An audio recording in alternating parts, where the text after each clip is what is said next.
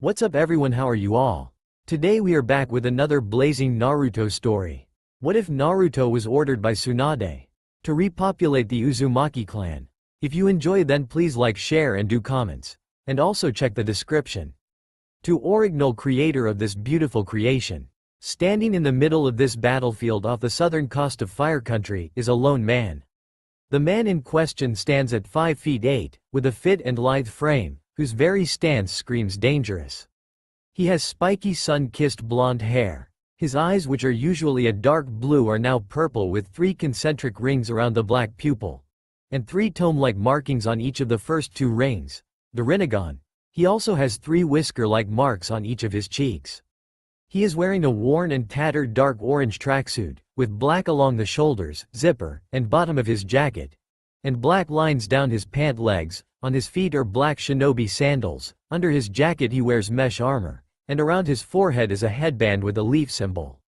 This young man is Naruto Uzumaki Namikaze, Chunin of the village hidden in the leaves, Jinchuriki of the 9-tailed demon fox, Kyubi no Yoko, hero of the leaf, son of the 4th Hokage, Yondaime Hokage, Minato Namikaze and the Red Death, Aka no Shi, Kushina Uzumaki, and most recently the only survivor of the 4th Shinobi War. As he looks around at the bodies of his comrades scattered around, he can't help but to shake his head at the pointless loss of lives. It was all going so well too. Sure, the revelation that the man who had called himself Madara Uchiha was really his father's wayward student Obito Uchiha was shocking. Yes, the army of dead shinobi and kunoichi was freaky and difficult to deal with, but they managed to seal most of them away, and even stop the caster of the impure world reincarnation, Edo Tensei. No surprise, it was Kabuto. Nowhere things had started to go downhill is when the real Madara Uchiha managed to keep himself from being sent back to his death by the ending of the reincarnation technique. After that, all hell broke loose. The man who had once been considered to be on the level of a god, just like his rival the 1st Hokage, Shodai Hokage, had proceeded to lay waste to the 5 Kage, Gokage, leaving them all on the edge of death. Then he had joined Obito in his fight against Naruto himself and the only other Jinchuriki yet to have his tailed beast extracted from him, Killer Bee, who held the 8-tailed ox octopus, Hachibi Ushioni. Very soon, however, they were overwhelmed and both tailed beasts were extracted from them to complete the 10 tails, Jubi. However, while the 2 Uchiha had been busy with the last 2 Jinchuriki, the 3rd and final Uchiha had shown up with his team Hawk as well as Orochimaru. The wayward snake Sannin had healed the cage, and just after finishing 4 new undead appeared, shocking everyone. The 4 in question were the first 4 Hokage, Hashirama Senju, Tobirama Senju, Hiruzen Sarutobi, and Minato Namikaze. Together the 5 living Kage, the 4 reincarnated Hokages, Team Hawk, as well as Orochimaru went off to help Naruto and B. Long story short, the fighting was fast and furious. Naruto, who was at the edge of death, was healed by his teammate Sakura, and then his father placed his half of the 9 tails, whose name is Kurama, into him. After that, Naruto, Sasuke, and Sakura joined together as Team 7 again to fight the 2 Uchiha, and the battle went well. Naruto managed to convince Obito to turn against Madara, but the ancient Uchiha controlled the other man to use his Rinnegan to bring himself back to life. After he came back to life, Madara sealed the 10 tails into himself, making him its Jinchuriki, causing the battle to become harder. Naruto and Sasuke both were visited by the father of all shinobi and the first man to possess the Rinnegan, the sage of 6 paths, Rikudo Sennin, Hagoromo Otsutsuki. The old sage informed them that they were the current reincarnations of his 2 sons, the creators of the Uchiha and Senju clans, Indra and Asura. He then proceeded to give each of them a gift. To Naruto he gave his potent chakra along with the mark of the sun on his right hand. To Sasuke he gave 1 true Rinnegan eye, also called the Rinne Sharingan, with his visual prowess, and the mark of the moon on his left hand. Also, Naruto had an added gift, that being a bit of the chakra of every one of the tailed beasts. After leaving the sage, the 2 young men had fought Madara on even footing, even gaining the upper hand on him to the point that he became so weakened that the 10 tails began to take him over and morph his body, only to morph into a woman in possession of very delicate facial features. She had extremely long, sweeping white hair that touched the ground. Most noticeable were two brown horns which stuck out from her head. She possessed the Byakugan and also had a third eye on the center of her forehead, that's eyelids parted vertically. Her eyebrows were cut very short, a symbol of nobility, and she wore a dark shade of lipstick on her lips and a dark shade of nail polish on her long fingernails. She wore the transitional high-collared hime kimono, which was adorned with intricate lines that are gold and purple and tomo running down the center and edges of the gown. She was also pale-skinned. The woman turned out to be the mother of the sage, Kagaya Otsutsuki, also the mother of all chakra. The battle got much harder after that, to the point that Obito sacrificed his life for Naruto and left Kakashi with both of his Sharingan eyes for a little while. In the end, Naruto and Sasuke were able to use their marks to seal her away after Sakura hit her from above, and it looked like it was all over, as the spirit of the sage and the spirits of all the dead cage teleported them back from Kaguya's dimension. However, it didn't last long, as Sasuke turned on them again, attempting to recapture the tailed beasts, and to keep that from happening, Sakura, Kakashi, and Naruto tried to stop him, which ended up with Sasuke killing the first two, and beginning a fight with Naruto. The two young men, who had become like gods themselves, fought tooth and nail. However, Naruto pulled his punches as he still thought his old friend could be redeemed. That illusion was shattered when Sasuke killed the 5 kage, especially the 5th Hokage Tsunade Senju and the 5th Kage Gaara Sabaku, two of the blonde's precious people. After that, the gloves came off and the sage began to fight at full power, even entering into his Ashura avatar and fighting toe-to-toe with Sasuke's Susanoo avatar. In the end, Naruto managed to come out the victor, finally killing the last Uchiha with his original technique, Rasen Shuriken. However, as he lay there dying, Sasuke smiled and congratulated his brother in all but blood, and then shocked him by telling him to take his eyes and use them to lead the world into a peaceful future, hence Naruto now having the Rinnegan.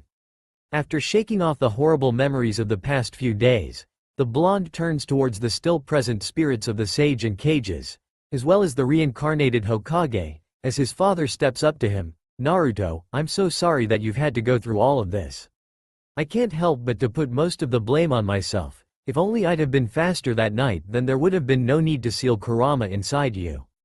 You never would have had to go through the hardships you have if not for me, son. The younger blonde just shakes his head sadly. It's not your fault, Tsunade.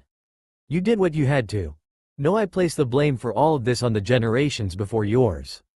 If they could have only stopped trying to prove who was more superior for so long and learned to get along, then it never would have given rise to monsters like Madara Uchiha.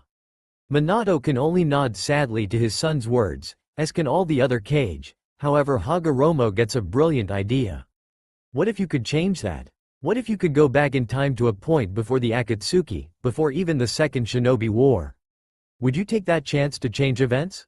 Everyone looks at him in shock. However, Naruto only has to think on it for a second before he answers, yes. If it would mean I could save certain people from having to ever deal with the pain and suffering brought on by the Second and Third Wars, then I'd do it. The old sage smiles at this. Good, then I will give you the chance. There is a technique that I know which can be used to send you back in time. However, the power required for it is enormous, and it is why I myself never used it to go back and stop my mother from eating the chakra fruit. The ghost of the 3rd kage being ever the brilliant man decides to ask, if that's true, then how are you to perform the technique now? If you haven't forgotten, you're as dead as we are. The old man's simple chuckles, awe and inquisitive mind. You remind me of my son Asura, always asking questions. The answer is that with the 4 Hokage, as well as my sons and daughters the tailed beasts, we will have enough chakra required for this technique. However, all of you will have to help with the hand signs, as there are thousands. Everyone nods in understanding of this, even all 9 of the tailed beasts, who are more than happy to do their father a favor. Hagoromo turns to Naruto then, say your goodbyes, because once you have, there are some things you and I need to go over about the technique. The blonde nods his head and turns to the 4 Hokages, first speaking to Hashirama. Lord, first I just want to say that it's been an honor to meet you. I always heard stories about how strong you were but thought they weren't real. But after watching you in action, I have to say you're probably the most awesome Hokage ever. This causes the brown-haired man to rub the back of his head with a huge smile on his tanned face. Well, thanks, Naruto-san. I want to say good luck to you in the past. I'm sure that wherever you're going I'll already be dead, so I'll be sure to watch how you change the world. The blonde shakes his hand then turns to the second. Lord Second, you're every bit the serious and pragmatic man that Iruka-sensei always made you out to be in his lessons. But you're also pretty strong and cool in your own right. Before the other day I had no idea that you were the one to actually invent my dad's famous technique and use it first. In my book that's pretty dang cool. You're a true role model for what a shinobi should be. The white-haired Senju brother just crosses his arms, but has a small smirk on his face. Thank you Uzumaki-san. Ordinarily I would reprimand you for wearing orange, but you've showed me that a ninja is more than stealth and doing what is necessary. You have showed me that being a ninja means remaining true to yourself, so never lose that spirit. I'll be watching you from the other side with my brother. He pats him on the shoulder and walks to stand next to his brother. The next person in the line nearly makes the blonde teen cry, however he gives the man a huge smile. Gigi, from you I learned the will of fire. But more importantly I learned what it's like to have a grandfather. You were always there for me when I needed you, and I know that you did your best to give me a normal life and for that I'll always be grateful. I hope that whenever I'm going back to that we can have just as close a relationship, maybe even a father, son or big brother, little brother one. I was so sad when you died old man but I realized that you'd want me to move forward and carry on your will of fire and so I've tried to. I hope you're proud of me. Sarutobi actually embraces the young man in a hug as he speaks. Naruto-kun, you have made this old man very proud. I've watched you from the pure world and have seen the man you've grown into and couldn't be any prouder if you were my actual grandson. You more than anyone embody the will of fire and have become a splendid shinobi. I'm sure that whatever time period you land in that you will achieve your dream and become Hokage. Always stay strong Naruto. When he steps back he pats his shoulder and then moves over to his two teachers and predecessors, leaving Naruto with his father to have a private moment. Minato looks down slightly at his son as he's 2 inches taller than him, and roams over his face, seeing his beloved Kushina in the teen's facial shape, and the rest himself. He smiles. Naruto, my son. Today is your birthday, how old are you now? The younger blonde looks up at him with a sad smile. I'm 17 today dad. The fourth Hokage just smiles wider. 17 huh? Pretty much a grown man. What a man you've grown into. I'm proud of you Naruto, and I'm sure if your mother were here she'd feel the same way, though she'd probably be trying to chase all the girls from you. Ha ha ha. Naruto can't help but to chuckle at that and ask, you really think Ka-chan would be proud of me? Minato nods his head. I'm sure she would, and she'd be ecstatic that her Sochi was one of the most powerful shinobi to ever live. Never forget this one important thing no matter where you go. Naruto, your mother and I love you. This causes him to tear up and rush into his father's arms, giving him a huge hug, as the man pats his back. After a few minutes they separate and Naruto turns to the Sage of Six Paths. Alright Sen and Gigi, tell me all about this jutsu. The old sage chuckles at his enthusiasm but answers nonetheless. Alright then, first thing you need to know is that we're aiming to send you back to a few years after the first war. Secondly, you won't be going back as you are now, meaning not as a 17-year-old. The technique will do one of two things. A, de-age you to a younger form, or B, send your spirit and chakra into the body of a freshly born baby. The young sage's jaw drops at this. What? I can't go back as a baby. I'd have to completely start from scratch with all my techniques and everything. I'd take de-aging over that. Speaking of which, how much would I de-age? Hagoromo shakes his head. As far as de-aging goes, you would go back to the form of yourself at about 4 years old. Also, you'll get to keep your gifts, meaning you will still retain the bloodlines given to you by the tailed beasts, as well as the Rinnegan and the Six Paths Sage mode. However, you want the Rinne Sharingan or the Six Paths mode right away. Those you will have to train to gain back, as will you have to train yourself in the lava, magnet, and boil releases, not to mention the elements that make them up. The blonde crosses his arms at that. I guess that makes sense. Alright, I'm fine with training my skills back up. Heck, I can even take the time to properly learn Fuinjutsu and then maybe I can find the second Hiraishin and learn and improve it myself. Anything else I should know? The old monk nods his head. Yes, as a result of the Rinnegan you now have a major affinity to all 5 elements, and will gain the additional sub-elements of ice and wood, but again you will have to work for them. Also, your appearance will change slightly, mostly just your hair. You will gain the red hair of all Uzumaki. Oh, and your summoning contract to the toads will be void, so you'll have to find another animal to summon, perhaps even of a canine type.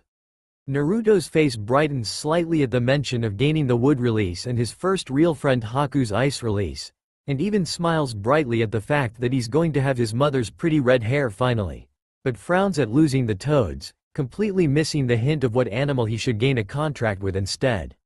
After a few moments takes a breath, okay, I understand. Well, let's get this show on the road 6 paths GG. The old sage smiles and nods his head as he signals all the cage to begin. Their hand sings as he begins his, and the tailed beasts begin to focus their chakra, causing a huge flare of light. Once all the signs are done and the right amount of energy is gathered, the old man intones, hidden samsara technique, space-time transportation. After he says this, a rip in space and time opens up in front of Naruto, and the blonde takes one more look at his father and the other Hokages before he steals his nerves and jumps into the swirling mass of lights, and seconds later the young half of Kurama jumps in after him and the rip closes. The 4 Hokages' bodies begin to break apart as Minato turns to the old sage. Are you sure this will work? That Naruto will be able to change things? The original god of shinobi, Shinobi no Kami, looks seriously at the man. I have the utmost faith in him. After all, he is the current reincarnation of my son Asura. However, he won't be able to change everything. The second and third wars will still occur, however their outcomes will be altered due to his presence. He will also be able to bridge the gaps between the nations over time and keep groups like Akatsuki from having to form at all. In the end, all you can do is believe in your son, as I believed in mine. Minato nods his head at this as he finishes breaking apart, and his spirit as well as those of all the other cage present head back to the pure world. Hagoromo takes one last look at the remaining 8-tailed beasts and smiles. You are all free, my children. Live your lives how you see fit from here on. Goodbye. With that he fades away back to his own dimension, as the tailed beasts all head their separate ways. Inside the portal, pain. That is all he can feel as he hurls through time. He can feel all his bones cracking and shrinking in on themselves, and he knows he's de-aging. All he can see aside from the lights of the tunnel are images playing backwards of events from the elemental nations. Then he feels an influx of demonic chakra enter his system and in his hazy state asks internally, Kurama, what's going on? What are you doing in there? From within his mindscape he gets a response from his tenant and partner, sorry about that, kid. That influx just now was my young half coming back and joining back with me. Good news is I'm whole again, and that means you'll have more power to use from me later on. Bad news is that your chakra reserves are going to be double what they originally were when you were 4, which means way more chakra control training. All he can do is sigh. Just great. Oh well, at least I might finally get my chakra control up to a good enough level to preform genjutsu and even medical ninjutsu. Just after having that thought he sees the portal open back up and knows that he's about to be deposited at his destination. Hidden Leaf Village. Training Ground 7. 1 YAFW. Year after First War. The skies around the village can be seen clouding over and becoming dark, something which makes all the shinobi in the village go on edge as they can tell this isn't a natural occurrence. In Training Ground 7 there's a large flash of light, the opening of a rift in space, and then a huge explosion which scares away all animals in the area. After the explosion the rift closes and disappears, and when the smoke clears it shows the small body of a 4-year-old Naruto in a crater. Only he's different, whereas before he had blonde hair, his hair is now blood red, still spiky but much shorter than it was. Think his hair 2 years after the 4th war. And his whisker marks are now gone. Also his clothes have changed. He's now in a white t-shirt with the Uzumaki spiral on the front, and tan-colored shorts, and on his feet are white shinobi sandals. After a few minutes a group shinobi arrive in the training grounds, surrounding the crater. These shinobi are all wearing white animal masks. They are the elite unit of the village, the Anbu, and leading them is a young man of 21. He stands at 5 feet 4, is a tanned-skinned man with spiky dark brown hair, and a small goatee on his chin, and brown eyes. He wears an all-black jumpsuit with mesh segments over the lower portions of his limbs, and a green gauntlet that covers much of his right arm.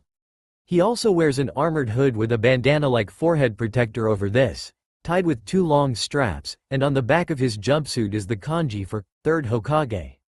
This man is the 3rd Hokage of the Leaf, the new god of shinobi, Hiruzen Sarutobi. He takes in the scene quickly, and seeing that there is no danger he motions for his men to stand down and he makes his way into the crater and to the child. He turns the boy over and looks him over searching for any wounds. After a few moments he finds none but can sense that the child is suffering from chakra exhaustion.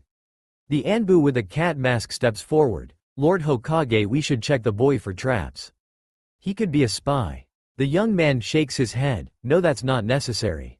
I've already checked him for any traps and found none. He has chakra exhaustion and needs to go to the hospital. Besides, based on his hair color and the clan crest on his shirt, I'd say he's an Uzumaki, and if that's true then he won't be harmed. We'll have to wait till he wakes up to find out how he got here. You're all dismissed. With that they all disappear via body flicker, heading back to their posts, while Hiruzen himself body flickers to the hospital to have the boy treated.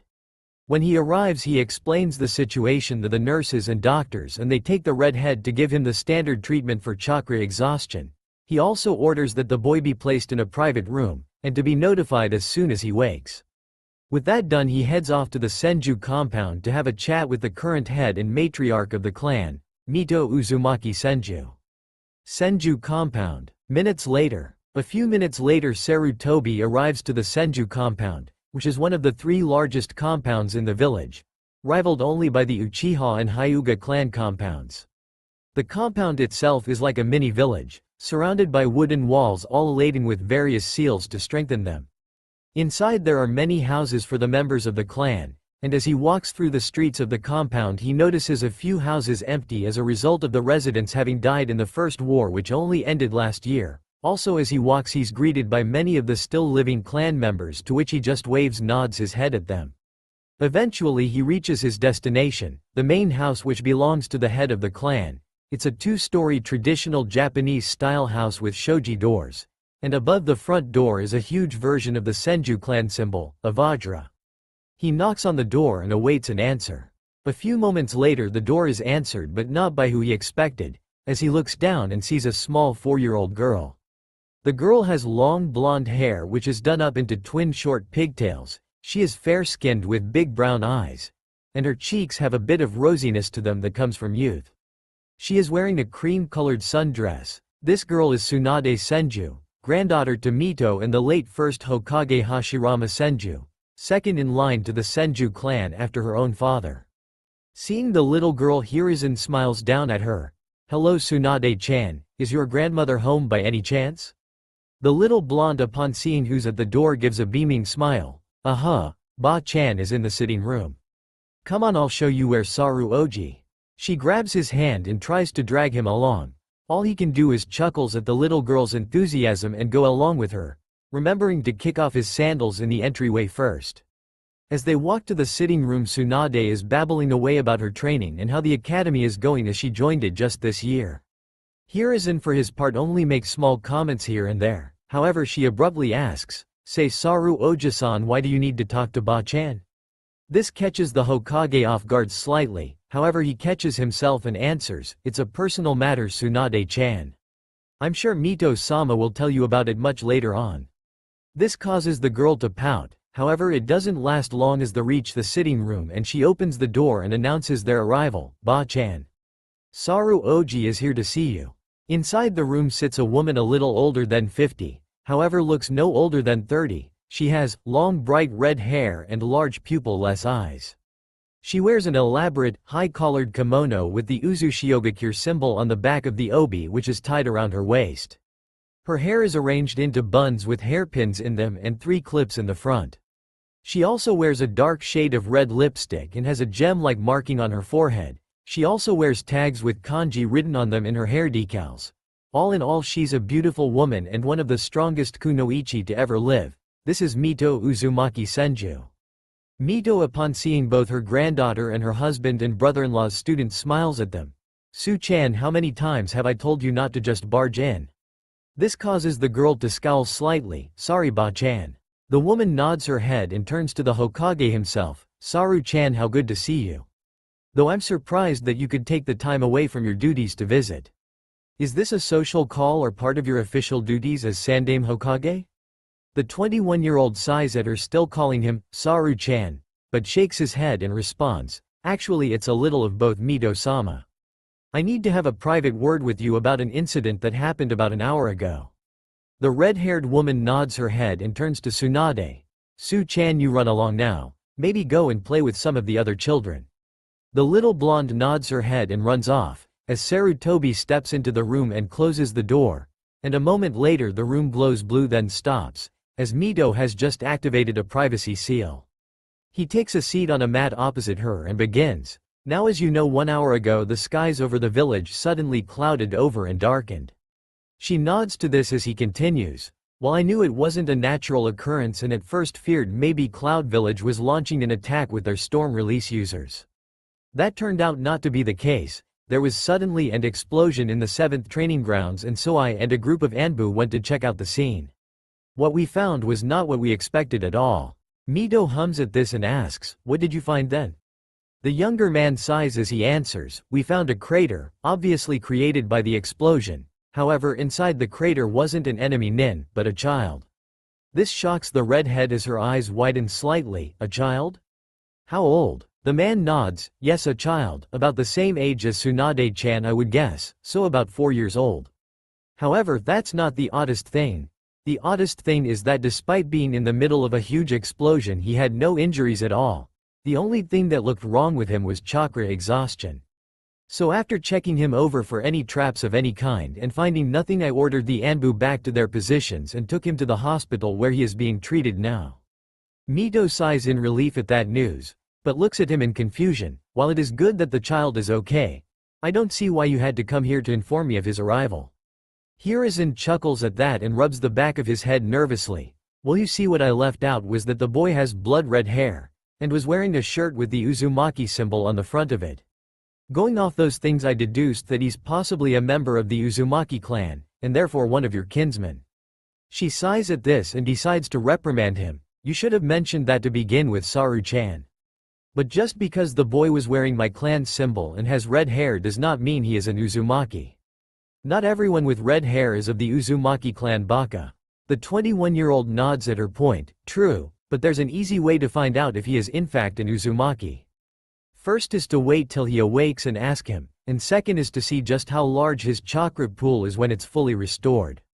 Mito nods her head at this and the two then begin to talk about other things. However, when the conversation moves to his love life, he decides that it's time to go and heads back to the front door. Just after he puts on his sandals, the door opens and in walks a man. This man is taller than himself, standing at 5 feet 10, with straight dark brown hair and brown eyes, and tan skin like himself. This man is Itama Senju, the son of Mito and Hashirama, father of Tsunade, and heir to the Senju clan, named for one of his father's brothers who died during the clan wars.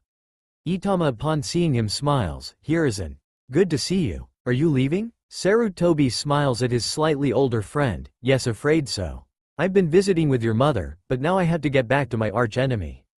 Paperwork. This causes Itama to chuckle and pat him on the shoulder. I don't envy you being Hokage, my friend.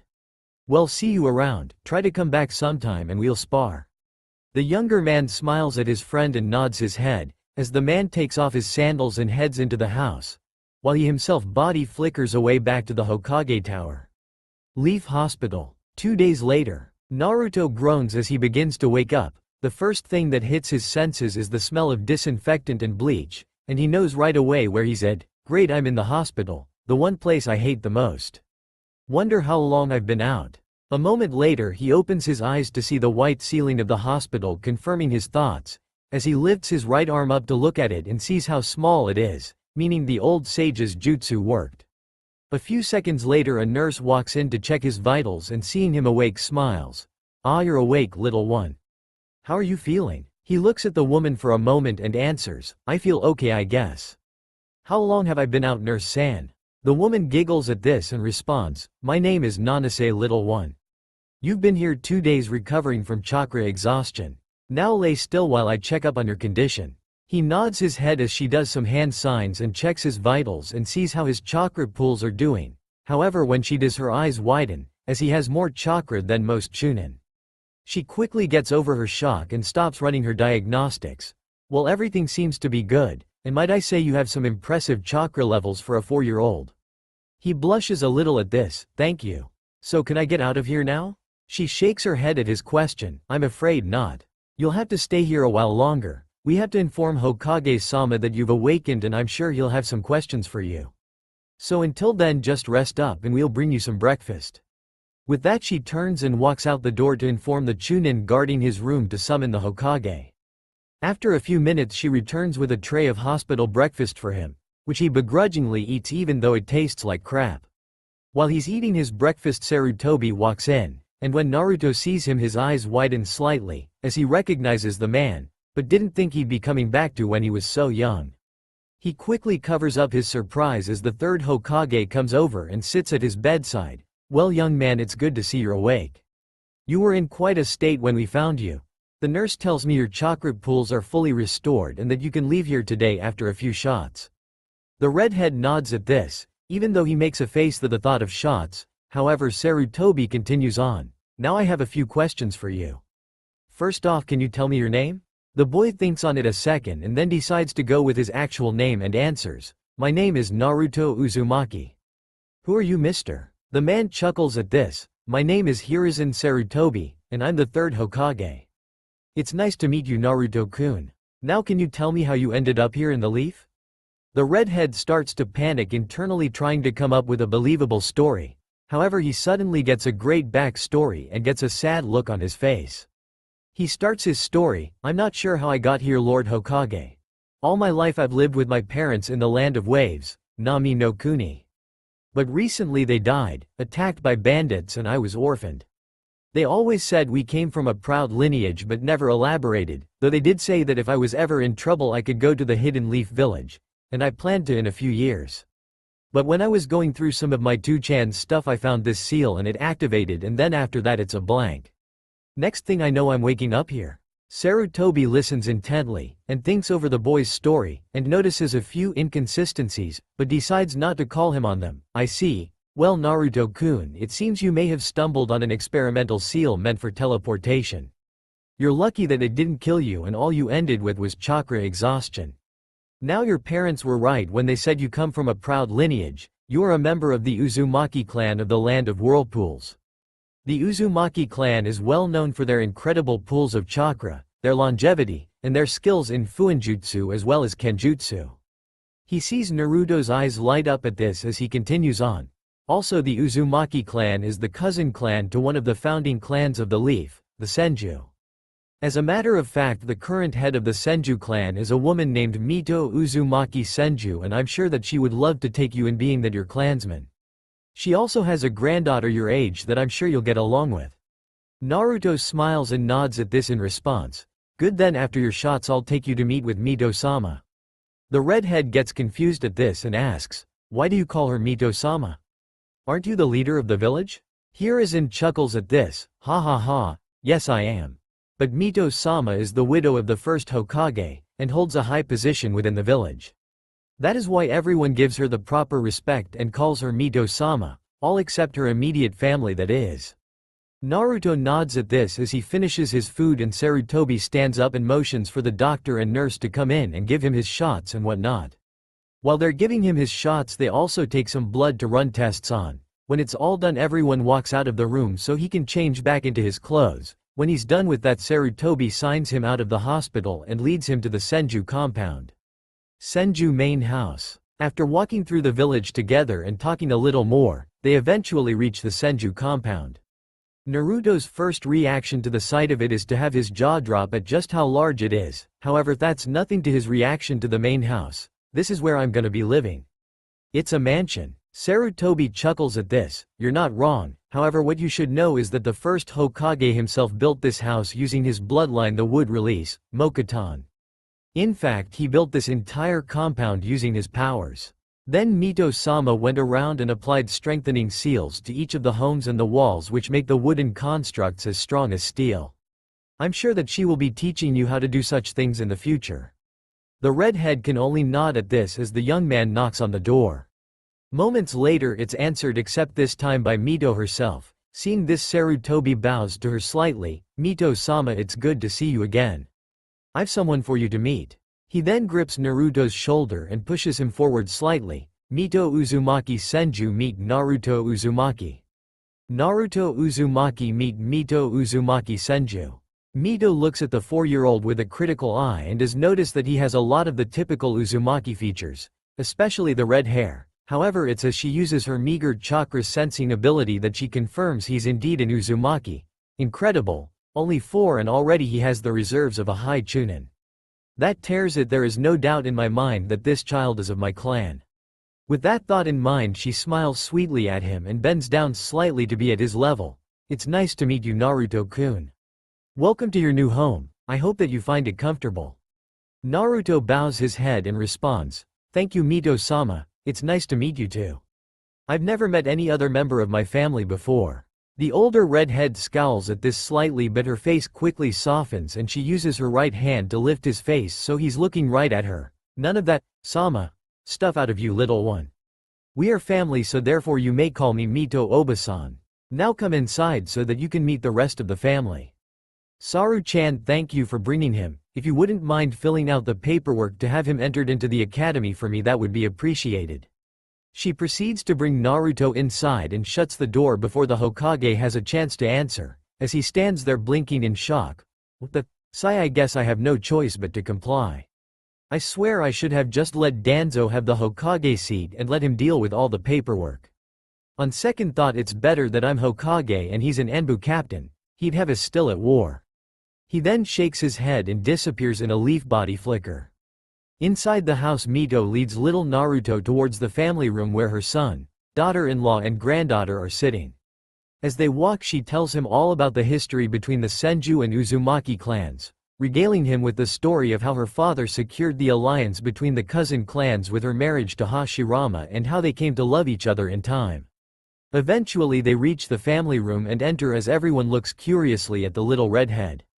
Sitting with Itama and Tsunade is another woman. She has long blonde hair with 2 bangs that perfectly frame her face. She has fair skin and green eyes, with a buxom figure. This woman is Amaya Senju. The 3 look curiously at the matriarch as Itama asks, "Ka-chan, who's the kid?" Mito smiles and places a hand on the boy's shoulder. This Itama-chan is Naruto Uzumaki. He is 4 years old and an orphan, and as he is a member of my clan, I have volunteered to take him in and raise him. Naruto-kun, this is my immediate family. The man is my only son and next head of the Senju clan, Itama.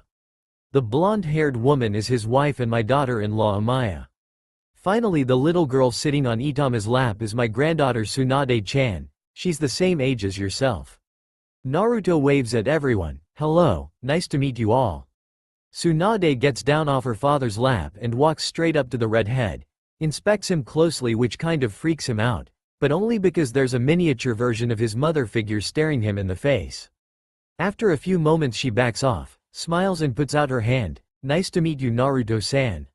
Wanna be friends?" The redhead blinks at this, but smiles nonetheless and takes her hand, shaking it in response. "Yeah, sure, Tsunade-san, I'd like that." With that she drags him over to the couch and the little group get to know each other better for the rest of the day, eating a small family dinner, and then retire for the night. Mito leads Naruto to an empty room on the 2nd floor and opens the door for him. "This will be your room from now on, Naruto-kun. I know that you just lost your parents recently, but I hope in time that you will come to view us as your family and this house as your home. Tomorrow morning after breakfast we will go out into the village to get you some more clothes, as well as supplies for the academy. Rest well, little one, good night." Naruto for his part nods his head and responds, "Thank you, Mito Oba, I'm really grateful for all this.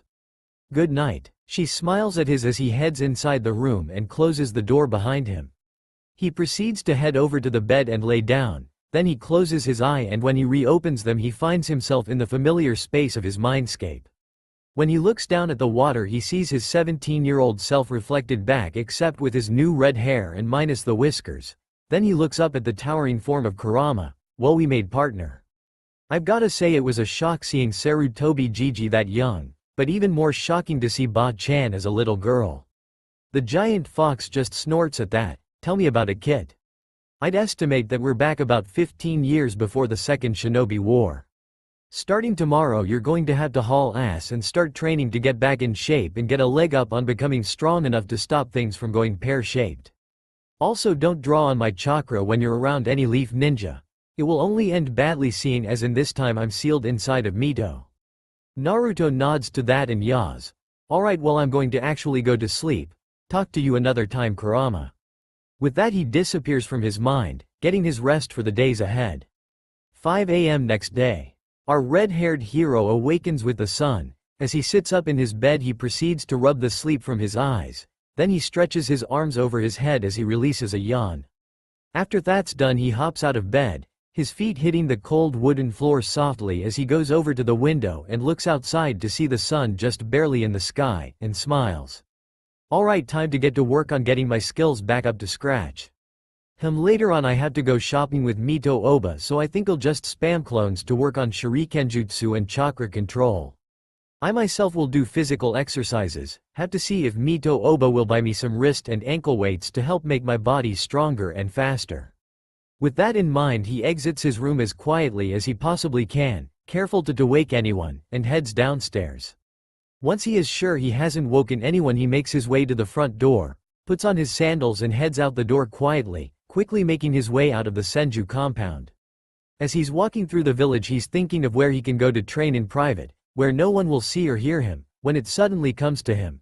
The Forest of Death, so with his training ground chosen he heads to the 44th training grounds aka the Forest of Death. After 20 minuets of walking he reaches the Forest of Death, which is a training ground made up of hundreds of tall trees, and is surrounded on all sides by a tall fence with multiple gates.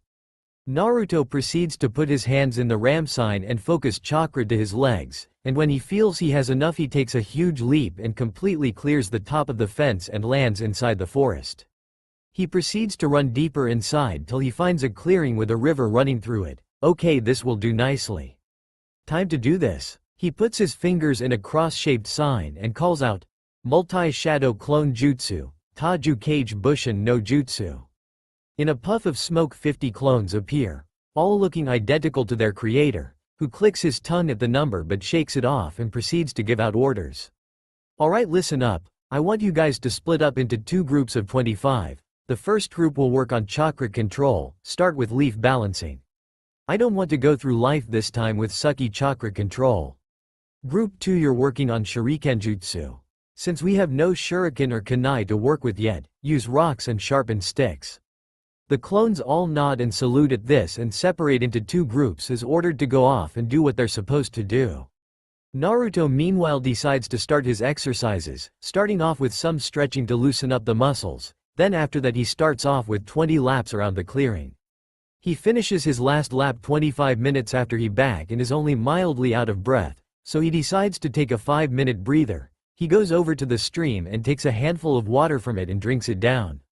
After his break he gets back to work, proceeding to do 50 push-ups, 50 sit-ups, 50 squats, 50 jumping jacks, and lastly 50 chin-ups using a low-hanging tree branch. When he finishes his workout he looks up at the sky and estimates the time to be around 7 a.m., so he decides now is a good time to head back to the Senju house and get a shower, have some breakfast and get ready for his day with Mito. Before he leaves he tells the clones to dispel in groups of 5 2 hours from now. Getting confirmation from the 2 groups of clones he proceeds to exit the Forest of Death and head back into the village proper. As he walks through on his way back to the Senju compound he notices that all the shops are now open or just opening, and he waves back to those who waved to him first. After another 15 minutes he gets back to the Senju compound, and as he walks through the streets every Senju clansman that sees him smiles and greets him kindly, to which he responds in kind. Senju main house. The redhead enters the house and takes off his shoes at the door and proceeds to head towards the stairs. However, he hears a throat clear from the family room and turns to find Mito standing there with her arms crossed over her chest. Where have you been, young man? Naruto chuckles nervously but answers, I went out to train. My 2-chan started training me to be a ninja before he died, and he said that no matter what happened I should stick to my daily training. So I got up at 5 a.m. and headed out to find a good training spot. Once I found a good spot I started with some stretches, then did some laps around the training ground, then did 50 sit-ups, push-ups, jumping jacks, squats, and chin-ups. Then I worked on my shuriken and kunai throwing for a bit, and then finished off with chakra control. Mito's eyes widen at this news, though she is slightly surprised that he's doing such intensive physical training at 4 years old. Even Tsunade, who's been having physical training from herself, Amaya, and even Itama here and there since she was 3 only does 20 of every exercise, and has yet to work on chakra control. She quickly shakes it off and scowls. That's all good, Naruto-kun. However, you didn't have to leave the compound to train. We have a training ground behind the house. From this point on you will use those training grounds. I don't want to wake up to find you missing from the house and the compound ever again. I thought that you had run away.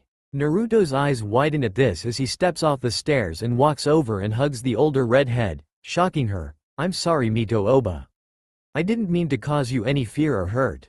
I promise from now on I'll use the training grounds out back for my morning training.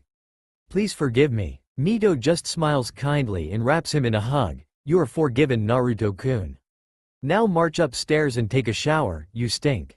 I'll have some fresh clothes placed on your bed for you, and when you're dressed come on down to the dining for breakfast.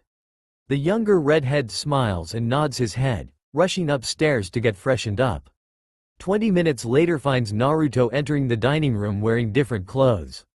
The outfit he now has on consists of dark gray pants that go down to his shins, a short-sleeved red kimono shirt under which is mesh armor, tied at the waist with a dark orange sash. All, in the eyes of the entire Senju family, he looks a lot more like a ninja now. The first to greet him is the ever-energetic Tsunade. Good morning, Naruto-san. He smiles at her and responds, good morning, Tsunade-san. Then he turns to her parents, good morning, Itama-san, Amaya-san. The two reply to him in sync, good morning, Naruto-kun, san. As he takes his seat, which is right next to Tsunade and across from Itama at the table, with Tsunade being across from her mother and Mito at the head. As they eat their breakfast of steamed rice, miso soup, grilled fish, rolled omelets, tamagoyaki, tsukemono pickles, and dried seaweed, nori, Itama decides to bring something up to Naruto. So Naruto-kun, Ka-chan says that you left at 5 this morning to train and didn't even leave so much as a note. Do you distrust us so much you wouldn't let us know where you are and what you're doing? The little redhead swallows his food as Mito glares slightly at her son. However, before she can reprimand him, Naruto responds, it's not that I distrust any of you, Itama-san. It's just that I'm used to getting up really early to train and I didn't want to wake anyone. Plus it never crossed my mind to leave a note, seeing as usually I'd be with my two-chan to train. Seeing the conversation taking a sad turn, Tsunade decides to try to lighten the mood. Say, Naruto-san, what kind of training do you do? Maybe we could train together from now on. The red-haired boy smiles gratefully to the blonde girl as he responds, it's nothing too major, I do 20 laps. Then after a 5-minute break for some water and to catch my breath, I do 50 each of push-ups, sit-ups, squats, jumping jacks, and chin-ups. After that I work for an hour on shuriken and kunai throwing, and then finish up the last hour with chakra control training. I'm still working on the leaf sticking exercise. Even Itama and Amaya's eyes slightly widen at this, as that's quite the workload for a 4-year-old, and can only wonder why his father would start him with something like that. Tsunade however pouts, you get to do chakra control training? That's not fair, Tu-chan, Ka-chan, and Ba-chan said I have to wait until we start working on it in the academy. Naruto chuckles at this. Well, to be fair, my Ka-chan started me on chakra control training right after I unlocked my chakra. According to her, because of my lineage I have way more chakra than most kids my age. I think she said I have as much chakra as a chunin or something, so it's pretty important for me to work on controlling it. All the adults nod along to this, especially Itama, who decides to voice his thoughts. He's right, Su-chan. Being a full Uzumaki as he probably is means that his chakra levels are much higher than any other child, including yourself. The blonde girl turns to her father about to ask how he knows that. However, he's already anticipated the question. I know from experience. Being half Uzumaki myself, I have larger than average chakra reserves. Of course, being half Senju makes them even slightly larger, but helps me with control. When I was your age I had the chakra levels of a fresh genin, while everyone else in my age group had academy-level chakra pools. The only non-Uzumaki or Senju that I've ever known that had a lot of chakra as a kid was the 3rd Hokage. Mito nods along to this, remembering how much chakra the 23-year-old had even as a child of 8. However, she shakes her head and clears her throat. Enough of this discussion. Tsunade-chan, since Naruto-kun is now a member of this household, if you wish it and he agrees, he can start helping you to learn chakra control training. The blonde beams at this and turns to the younger redhead, who only smiles slightly and nods his head, which causes her to get excited and hug him tightly, saying over and over again, "Thank you, thank you, thank you." All he can do is slightly blush from the contact, and pat her back. The adults all laugh at the two children, however Tsunade eventually lets go of Naruto and goes back to eating, allowing the redhead to do the same. Once breakfast is done, Mito stands up and turns to the two children, "Naruto-kun, Tsunade-chan, go get on your sandals, the three of us are going into the village to go shopping." Naruto-kun needs more clothes, as even though Itama-chan's old clothes fit him okay, I don't want him to dress in his hand-me-downs. Also, we need to get Naruto-kun the standard sets of training kunai, shuriken, senbon, and ninja wire. Tsunade immediately heads for the door to put on her sandals, however Naruto looks shyly at the older redhead. He rubs the back of his head and asks, "Say Mito Oba, can we maybe also pick up some wrist and ankle weights? I'd like to use them for training to help increase my strength and speed. I'd heard my two-chan talking once about how weights would help me to get stronger without keeping me from growing." Mito is surprised by his request but internally nods to his father's foresight, "Of course we can, Naruto-kun. That's a very good idea, and in fact I think I'll pick up an extra set for Tsunade-chan. Tell me, Naruto-kun, did your parents begin to teach you any taijutsu style?" The younger redhead shakes his head, "No. Though two-chan did show me his own style, he called it Dragon Fist, Ryuken. He said his style might not suit me, and that he had a little knowledge on other styles that he'd teach me next year." The woman nods along to this and comes up with an idea. "Okay, well, Tsunade-chan is already being trained in the Senju-style taijutsu by her father. Most of the kids at the academy are either learning the academy style or have begun learning their clan's style if they have one. I'll take you into the Senju archives later and we'll find you a taijutsu style to learn, okay?" The boy nods his head to this, and then the two head over to the door to put on their sandals, finding an impatiently waiting Tsunade, and after apologizing to her they head out the door.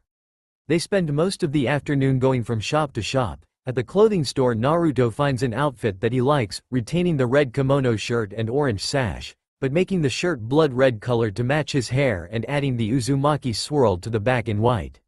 He trades out the gray pants for dark red ones, as well as changing his white sandals for black, and he gets multiple sets of this outfit. At the shinobi supply store he gets 2 holsters, 2 sets each of practice kunai, shuriken, and senbon, as well as 3 spools of ninja wire. Mito also buys 2 sets of ankle and wrist weights, with the initial weight of the wrists being 5 pounds each and the ankles being 10 pounds each. After their shopping is done they head to a small restaurant for lunch, at which point Mito explains to Tsunade why she got the 2 sets of weights and hands 1 set to her granddaughter. After lunch they head back to the house, and when they arrive Amaya greets them with a slightly sad face, which concerns Tsunade and Mito, the second of which asks, "What's wrong, Amaya-chan?"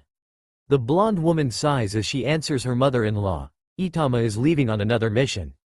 He promised me that he'd be home for a week after he got back from the last one, and it's only been 3 days. We got into an argument and he said that it was his duty as the son of the first Hokage to show the strength of the Senju clan." Mito shakes her head at this and pats the woman on the shoulder. He's so much like both his father and his uncle.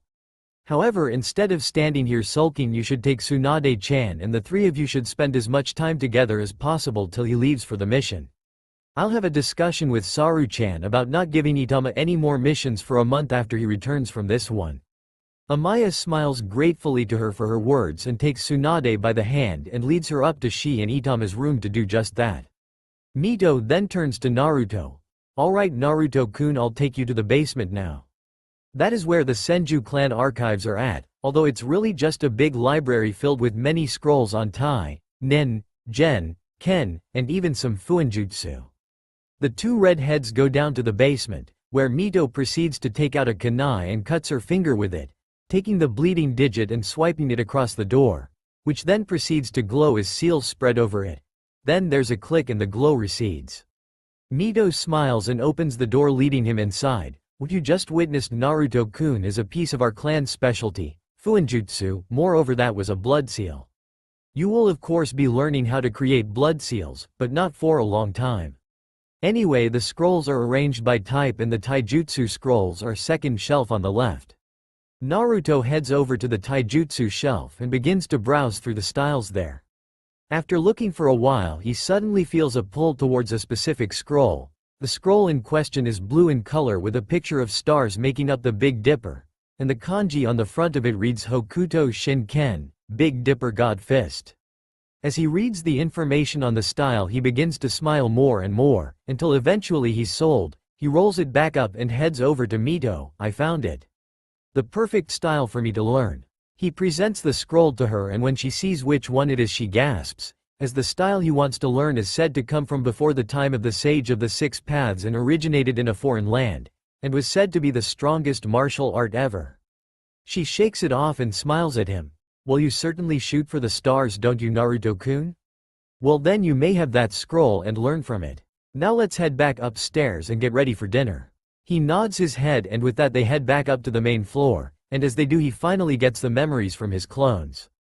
At dinner that night they discuss plans for tomorrow, including Naruto's first day in the academy, and then afterwards go to bed. Leaf Academy. Next day. The Leaf Village Academy is a large building painted in reds, on the front of it is the kanji for fire. As the new school week begins, you can find children of all ages milling about outside along with their parents, awaiting for the teachers to open the doors. However, standing away from all the happy families are two boys. The first leans against the tree in the front of the building. He's a tall boy for his age, standing at 3 feet 9. He has spiky white hair, with dark eyes, and he has red lines under the corners of his eyes, and has slightly tanned skin. His name is Jiraiya, an orphan raised in the orphanage. The second boy is leaning against the side of the building. He is normal height for a boy his age, standing 3 feet 6, has long, straight black hair which goes down to the middle of his back. He has pale skin and slightly delicate features. However, the most striking thing about him are his eyes. They are a golden color with slits for the pupils, and around the eyes is what appears to be purple makeup which extends partway to either side of his nose. His name is Orochimaru Habi, who was recently orphaned when his parents died during a mission. Suddenly the two boys' attention is taken by the fact that everyone becomes silent and stares in one direction. When they look that way they see why. The Senju family have appeared. However, this time they have an extra person, a boy with short, spiky red hair and blue eyes, with slightly tanned skin, wearing an all-dark red outfit. While most can only wonder at who the boy is, Jiraiya and Orochimaru each have differing thoughts upon seeing him. Jiraiya thinks, "Tch, another pretty boy, and he's probably a jerk like Orochi Teme." While Orochimaru thinks, he looks strong. Perhaps he'll finally be someone I can test myself against. Everyone begins to talk quietly about who the boy could possibly be, and why he's with Mito-sama and her family. Soon enough though the doors open and a couple Chunin come out and direct the children inside. Naruto bids farewell to Mito and Amaya as Tsunade grabs him by the wrist and drags him inside into her classroom, leaving the two women to laugh. When they reach the classroom they find the teacher sitting there waiting and greeting all the students as they enter. When he sees Tsunade and Naruto he smiles slightly. The teacher is an average-sized man, standing at 5 feet 9, with mousy brown hair and gray eyes. He wears the standard attire for a Chunin, which consists of an all-blue shinobi outfit, and some gray armor over his chest and back. The man's name is Iku's Hachibana, and he's a 35-year-old veteran ninja. He looks down at the children. "Tsunade-san, please head inside and take your seat. You young man must be the new student I was told about." Tsunade smiles at her friend and heads inside as Naruto nods his head to the teacher who continues, "Now I've been informed that you are a member of the Uzumaki clan and your unique situation. Know that I will not allow any kind of disruptions in my classroom, and I don't care what clan you're from or who you're related to. In my eyes you're just another student. Understand?" The redhead nods in agreement. "Understood, sensei. Trust me, I'm not here to play around. I've come to learn to be the best shinobi I can be." His response makes the man smirk as remarks, "Good. My name is Iku's Hachibana, but you can call me Iku's sensei. Now class is about to begin. I'll call you inside in a few moments and you can introduce yourself to the class." He heads inside and Naruto hears him telling the class to settle down as he takes roll call, then makes an announcement. "Alright class, before we begin we have a new student joining us today. Please do your best to give him a warm welcome. Come in." With that the redhead takes a deep breath and exhales it, then he opens the door and walks inside the class. Immediately his eyes scan the class to see if he can find any faces he recognizes besides Tsunade, and he finds both Jiraiya and Orochimaru who are on opposite sides of the room and both looking at him intently. Then he catches a face which looks familiar with a head of spiky silver hair and immediately knows that's Kakashi's father Tsukumo Hitaki, as only a Hitaki could have hair like that. He walks up in front of the teacher's podium and smiles and waves shyly at everyone, as Aikus says, "Now introduce yourself, just your name, likes, dislikes, and dreams for the future." The redhead nods and looks at the class as he does as instructed. "Hello, my name is Naruto Uzumaki. My likes are ramen, learning new things, training, and gardening. My dislikes are perverts, the 3 minutes it takes for the water to boil for ramen, and anyone who puts another down. My dreams for the future are to be a great shinobi, bring everlasting peace to the elemental nations, and to have a family." Everyone has different reactions. All the girls besides Tsunade and one dark-haired one swoon at his dream of having a family.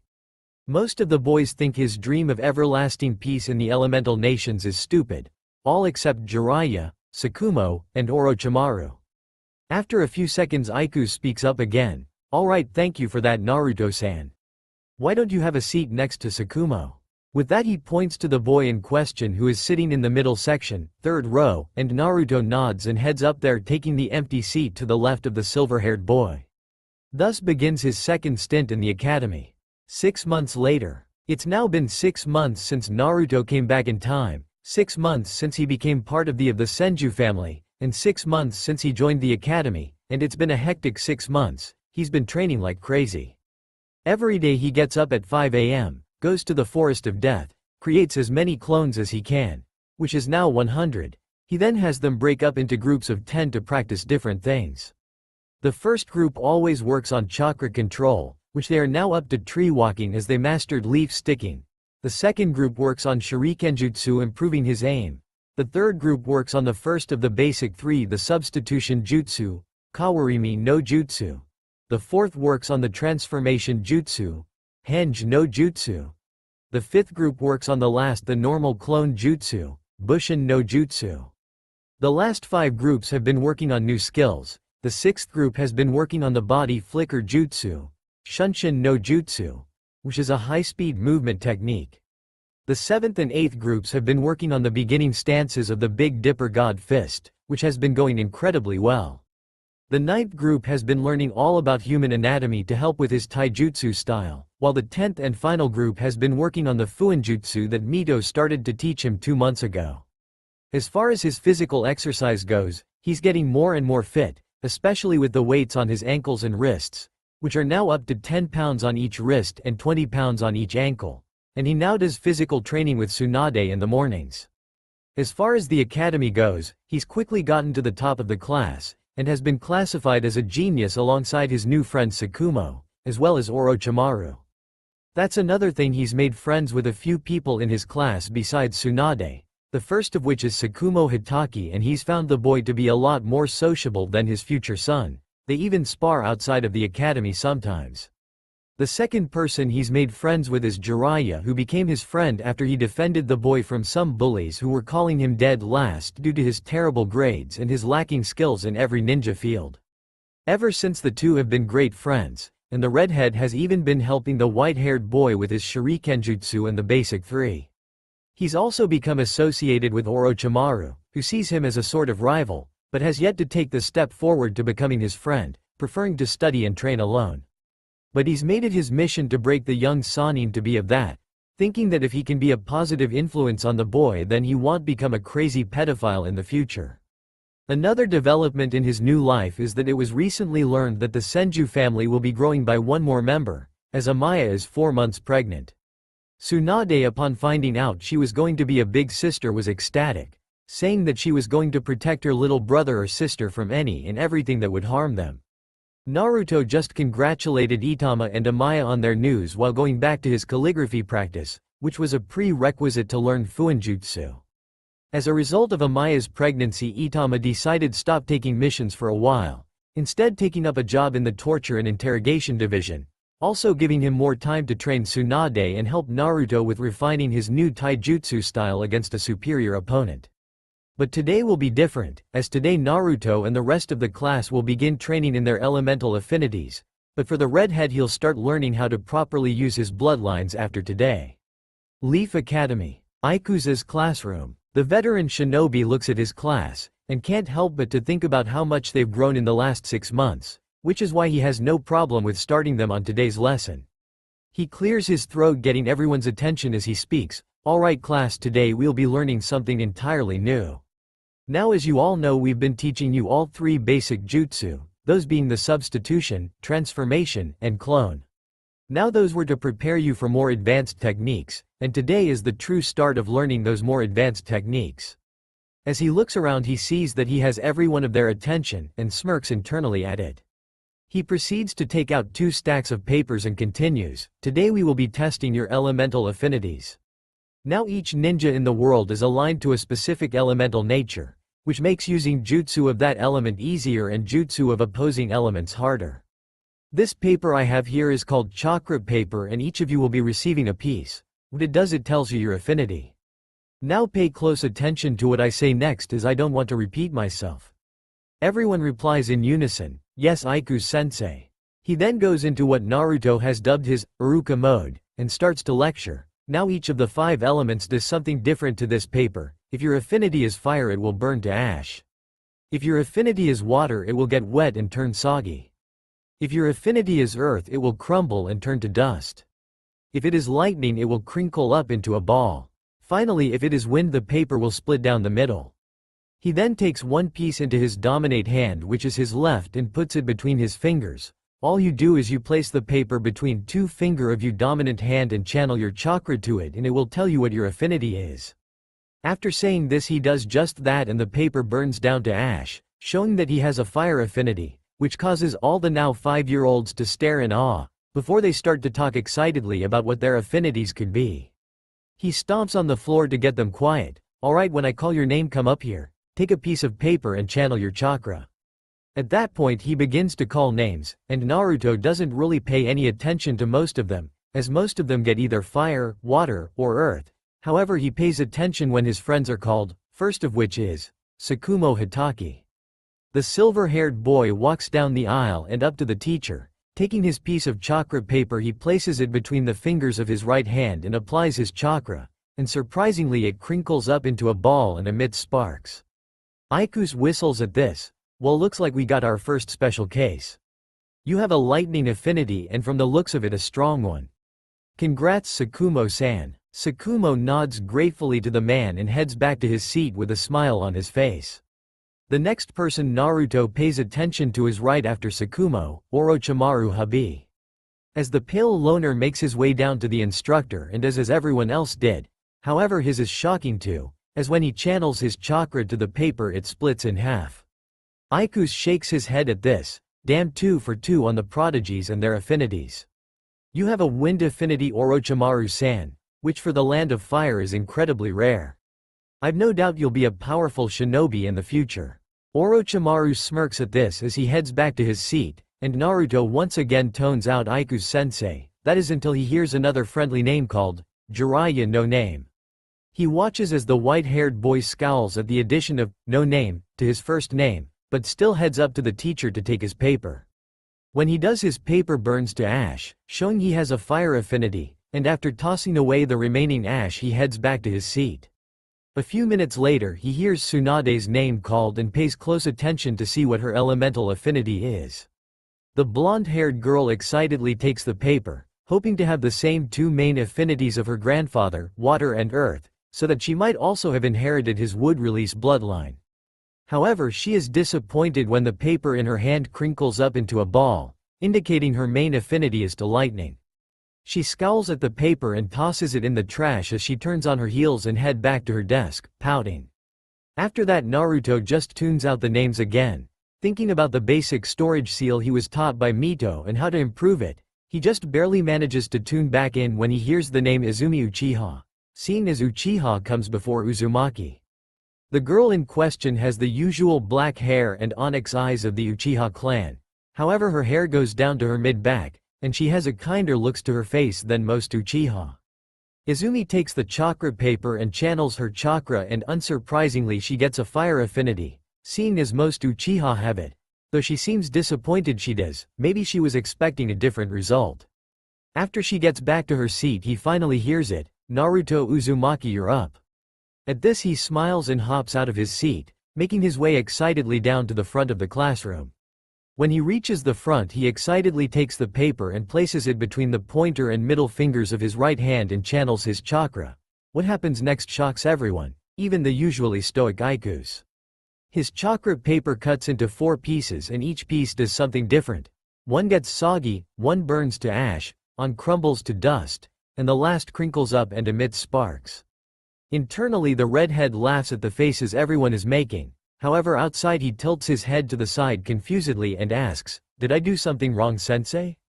What does this mean?" The man quickly coughs into his hand to regain his composure and answers, "No, you didn't do anything wrong, Naruto-san. It's just that I've never seen something like this before. What that means is that you have a main affinity to all 5 of the elements. You are without a doubt going to be a powerhouse when you're older. You can take your seat now."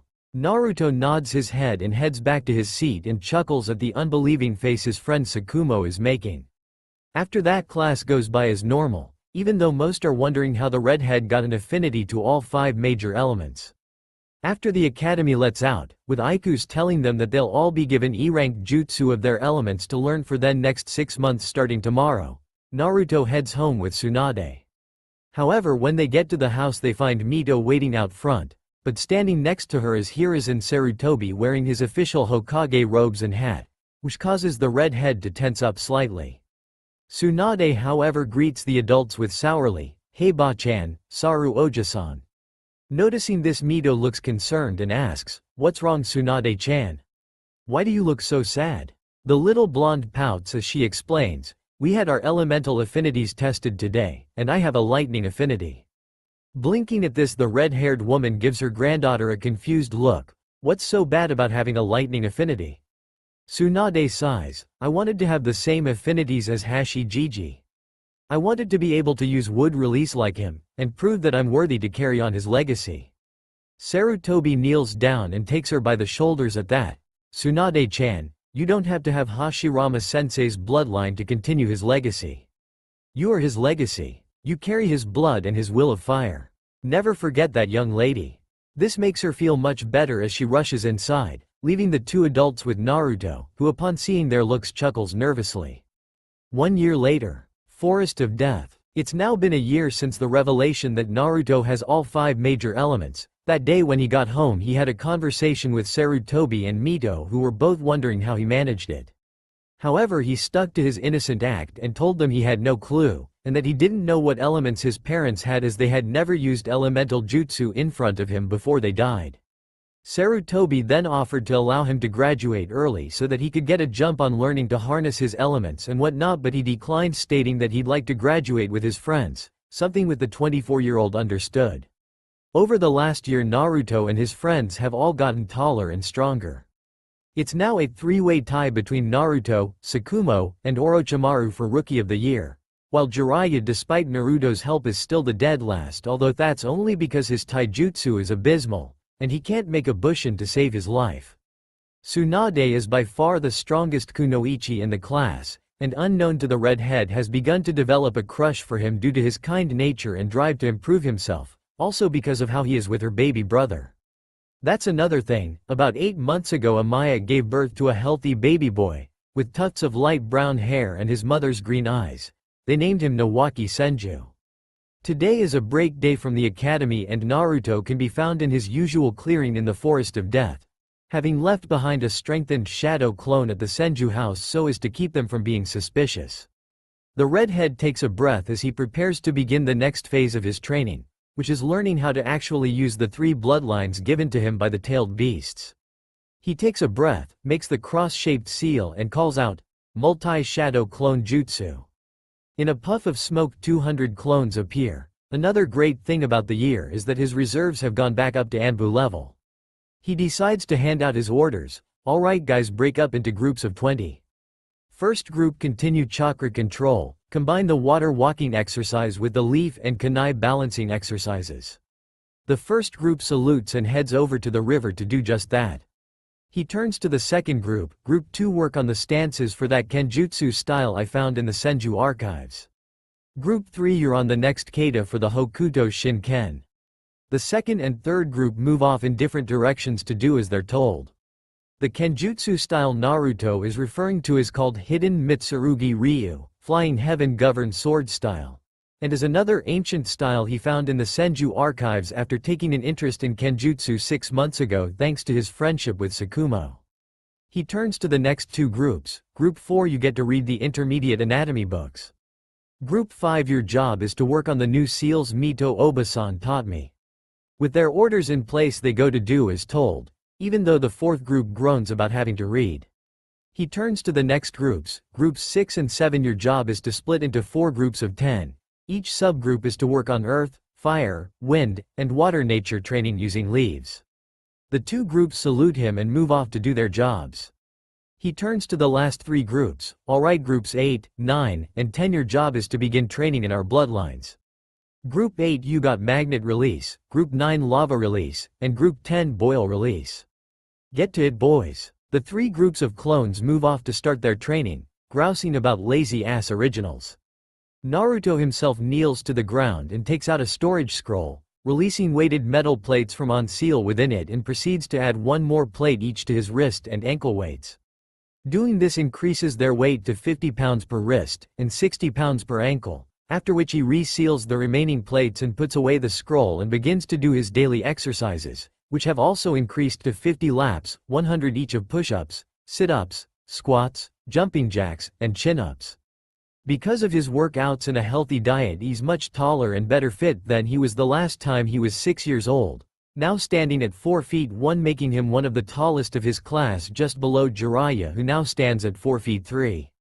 After his physical training is done he checks the time to see that he has only a few minutes to get home from breakfast so he body flickers from the forest and appears in his room after a few jumps, where his clone is already waiting for him and it looks as sweaty as himself. He dispels it and heads to the shower. While he's getting himself clean he can't help but think about how graduation is only another 2 months away, and wonders who his teammates will be and who their Yonnin sensei will end up being. When he finishes and gets dressed he heads downstairs for the usual family breakfast. As he enters he finds that only Amaya and little Nawaki are already present. He smiles at them. Good morning Amaya-chan, and a special good morning to you Nawaki-kun. He tickles the baby's tummy getting him to laugh and clap his hands, as the blonde woman smiles at him. Good morning Naruto-kun. Did you have a good training session with Tsunade-chan and Tama-kun? The redhead nods. Sure did.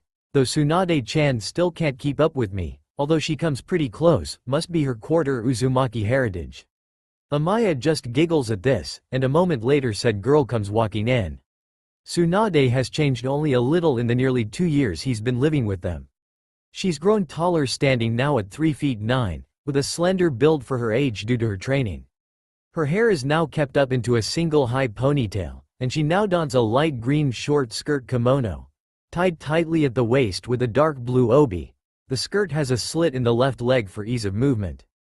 Also you can see a hint of mesh under armor over her chest. On her wrists and forearms is red arm warmers which covers her wrist weights. Her feet are bare right now but she has bandages wrapped around her ankles and halfway up her shins which cover her ankle weights. All in all he can definitely see hints of her future beauty in her features now. Seeing him staring at her she blushes slightly, but decides to mess with him. See something you like Naruto-kun tilde? The redhead realizing he was staring blushes and shakes his head. Sorry Tsunade-chan, I was just thinking how much you've grown since we became friends. The blonde smiles at this and responds in kind. You've grown to Naruto-kun. I don't care what anyone says, to me you're the best shinobi in the academy. Orochimaru and Tsukumo are second best compared to you. Naruto nods his head in thanks as they take their usual seats at the table to eat, and a moment later Itama and Mito enter and breakfast begins. After breakfast Itama looks at the 2 kids. Hey Su-chan, Naruto-kun, how about we have a spar? The 2 of you against me. The blonde nods her head excitedly while the redhead smirks confidently. You think you can take Tsunade-chan and I together, old man? After all we are the best male and female student in the academy. The brown-haired man laughs loudly at this. Ha ha ha ha ha. Confidence, I like that. After all, I'd expect nothing less of an Uzumaki. Don't worry about me, kiddo, I'll be fine. After all, I received private instruction from 2 Hokages, as well as an Uzumaki seal mistress. Let's head out back. The three proceed to head out to the training grounds out back, which is within sight of the back porch. The 2 6-year-olds stand across from the 30-year-old man, as they all proceed to get into their taijutsu stances. Tsunade and her father both take the stance for the Senju-styled taijutsu called 1000 branch fist, Senin Shibu Ken, which is a style that revolves around overwhelming your opponents with powerful and unpredictable strikes. Naruto, however, takes the stance for the Hokuto Shinken. He takes a strong stance with his legs spread apart and bent with his left leg leading his right.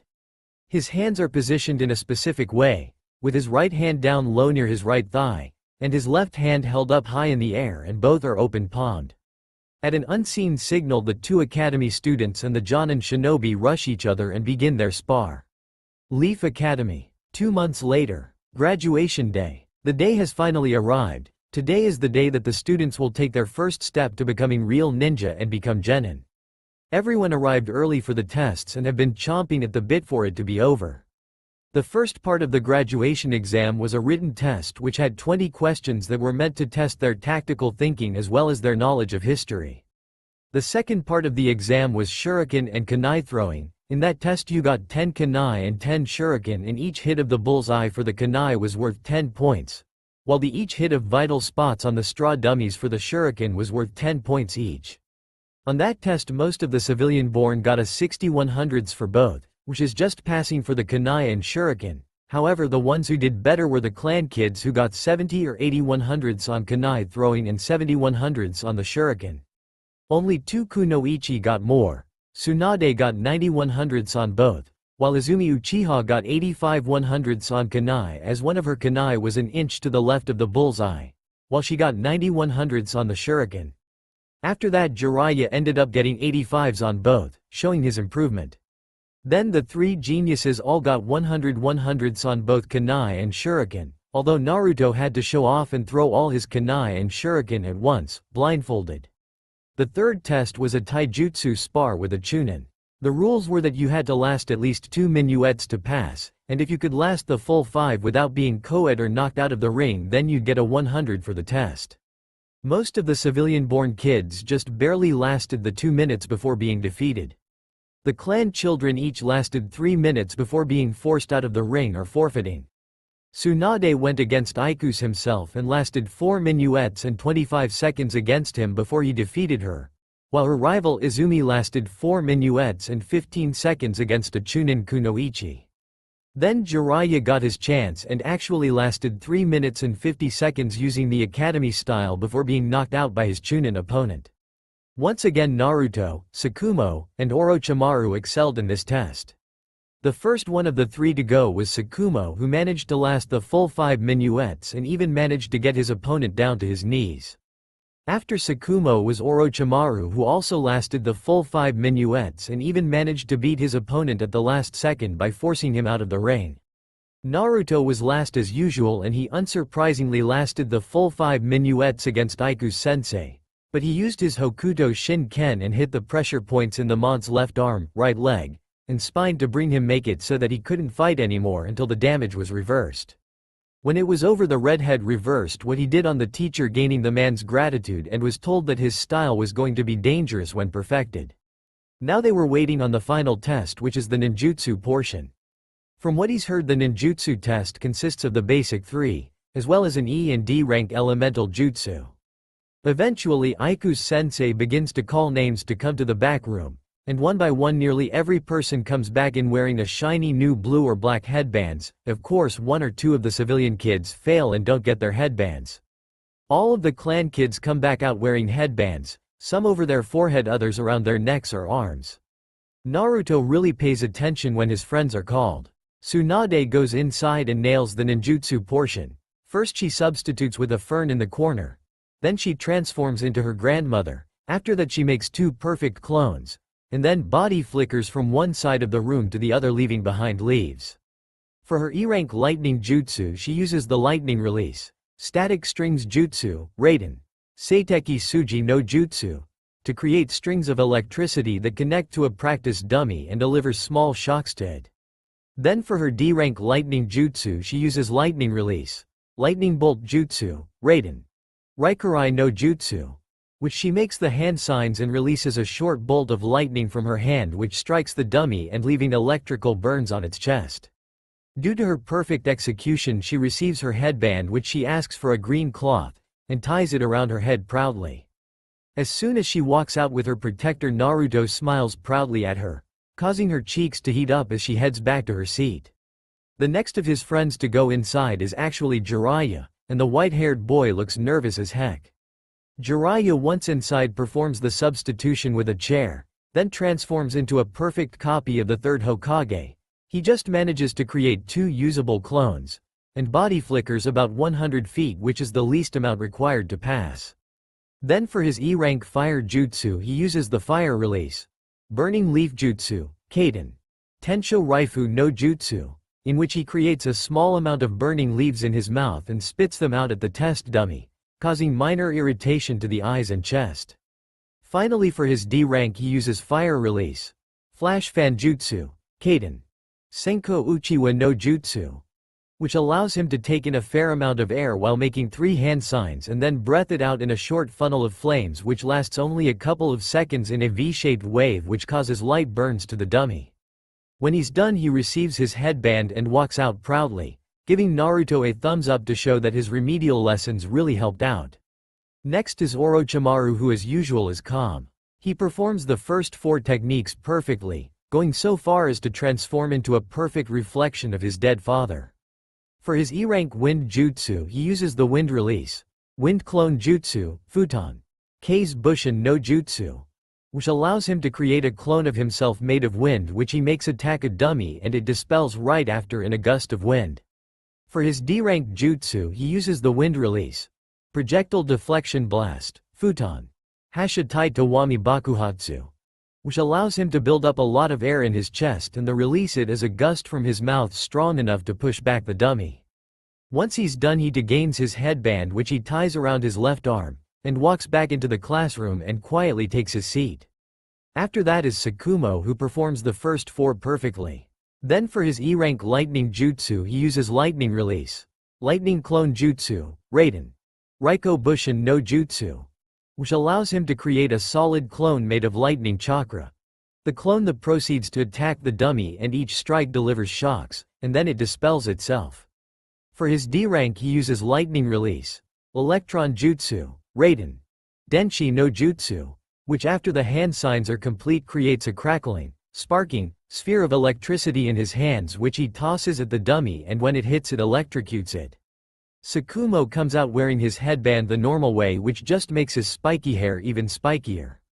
The last one to get Naruto's attention is of course the second best kunoichi of the class, Izumi Uchiha who looks nearly as confident as Tsunade did before her. Izumi like all the rest preforms the 4 basic techniques perfectly. For her E-rank she uses the fire release, finger flame jutsu, Kaden, Shushi Hano no jutsu, which allows her to channel fire chakra to her finger and create a small ball of flame over it, which she uses to carve the word idiot into the dummy. For her D-rank she uses the fire release, flame knife jutsu, Kaden, Hano Naifu no jutsu. For this technique she takes out a kunai and channels fire chakra into it lighting on fire but leaving it unharmed and then she throws it at the dummy and it cuts right through it. Izumi exits the room wearing her headband as a hairband, tying it around her hair. Then Iku's finally calls out, Naruto Uzumaki. The redhead stands up to head into the back, however he hears his friends all call out to him, first Tsunade, you can do it Naruto-kun. Then Sakumo gives him a thumbs up, crush it Naruto, and Jiraiya crosses his arms, show up Orochi Teme. Naruto just smiles at all his friends one last time before walking into the back room. Once inside he finds himself standing in front of Iku's sensei and 2 other Chunin instructors, as the man who has taught him for the last near 2 years addresses him. Alright Naruto-san, for starters you need to demonstrate the substitution, then the transformation, then the clone jutsu, and finally the body flicker. When that's done since you have 5 elements we'll need you to demonstrate 1 jutsu of each of them. The redhead nods at this but asks, Say sensei if I performed a different clone technique for the first portion, like say the earth release. Shadow clone, Doden. Cage Bushin. Could that count towards my clone jutsu and one of my elemental jutsu? Aikus and the other two Chunin blink at this before conversing together quietly for a moment. After their conversation is done, Aikus turns back to Naruto. We've come to the decision to allow it. The point is to make sure you make clones, no matter what kind they are. The boy nods his head and proceeds to begin the test, as he first substitutes with one of the instructors before switching back. Then he transforms into a perfect copy of the first Hokage. After that he preforms the earth release. Shadow clone, as he said, and creates 2 clones of himself made from mud. After he dispels the 2 clones, they leave behind puddles of mud which he smiles apologetically for. Next he performs water release. Gunshot, Sweden. Tepodama, in which he makes a few hand signs and takes a breath as his chest swells, and then he releases condensed balls of water from his mouth which move at high speed, hitting the dummy and puncturing holes into it. After the dummy is replaced with a new one, he then performs fire release. Fireball Jutsu, Kaden. Hidama, in which after making the 3 hand signs he takes a breath and releases a medium-sized ball of flames from his mouth which burn orange in color and set the dummy on fire instantly. After the Chunin put the dummy out with water release, Naruto moves on to his 4th element, preforming lightning release. Lightning Ball, Raiden. Raikyu, in which he raises his hands over his head and creates a small ball of electricity between them. Then he brings his hands down, tossing the ball at the dummy. When it hits, it covers the dummy in a swirl of electricity, causing electrical burns all over it.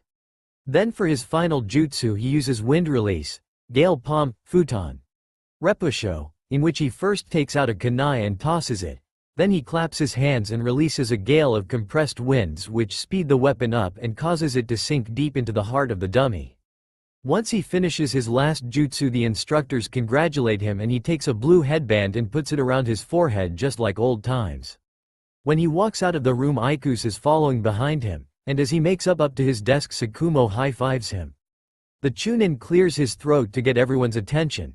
Alright everyone, first off I want to say congratulations to all of those who graduated.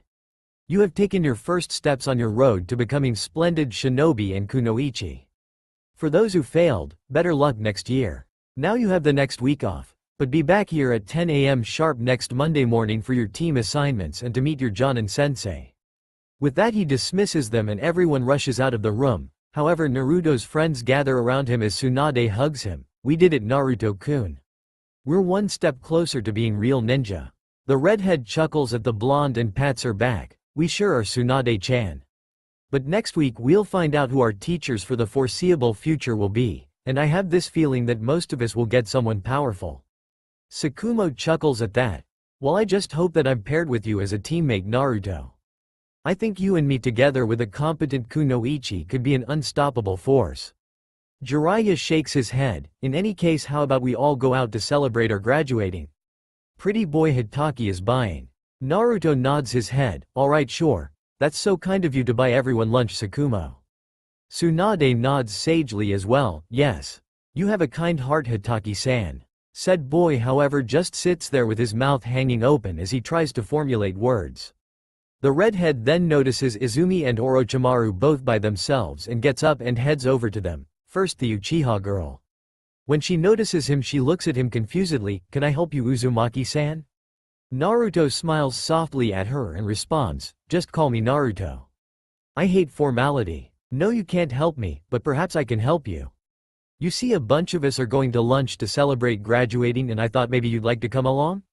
Sakumo is buying. She proceeds to look at him incredulously. Is this a pity offer? Because I don't need, nor want your pity. I may not be like others of my clan, but I am still proud to be an Uchiha. The redhead shakes his head. It has nothing to do with pity. Though I will admit there is another motive to my offer. The way I figure it is that we might get teamed up together and it's better to start to get to know a potential teammate now rather than later. Besides, everyone can use friends, even an Uchiha. As she looks at him trying to detect any lies, she finds none, only honesty, and so she give him a gentle smile. Well, in that case then I would love to join you for a free meal. Naruto smiles at that. Good, head on over to the group and introduce yourself. I have one more person to talk to. With that he heads over towards the loner prodigy, while Izumi walks over to the little group and properly introduces herself to them. Naruto arrives at Orochimaru's desk just as the boy is getting up to leave, and when he sees the redhead he asks, "What do you need, Naruto-san?" The redhead looks at him seriously, "You don't need to be alone, Orochimaru. I know the pain you must be feeling deep down. Losing your parents at a young age, it's the kind of thing you never quite get over. My parents have been dead over 2 years and I still haven't gotten over it."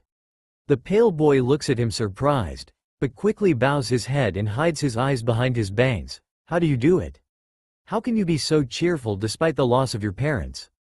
Naruto pats his shoulder, "You take it one day at a time, and you realize that no matter what your parents loved you and they wouldn't want you to mourn their deaths forever. They would want you to live your life, make friends, keep moving forward and have great adventures. That doesn't mean you should forget them, you can still remember all the good times, just don't get stuck in the past, because that solves nothing." Orochimaru looks at him in astonishment, seeing the wisdom in his words and realizing that if his parents could see him now that his father would smack him upside the head and tell him to go play with other kids and have fun. With that in mind he smiles softly and nods his head to the redhead, "Thank you, Naruto-san, I will try to take your advice."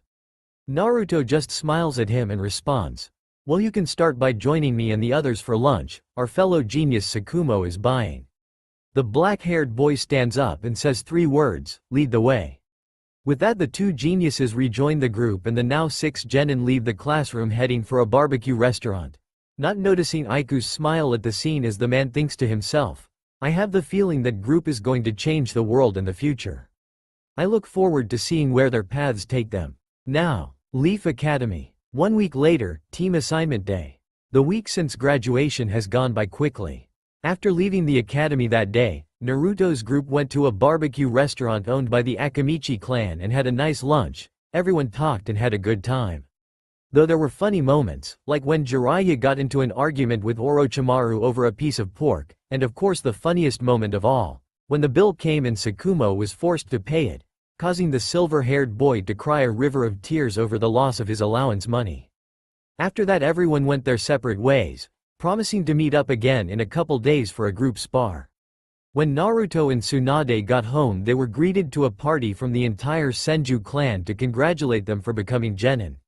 Each received gifts from the main family members. For Tsunade she received a new kunai and shuriken holster from her parents, while Mito gave her a beginner's scroll on medical ninjutsu written by Hashirama himself, something which excited her a great deal.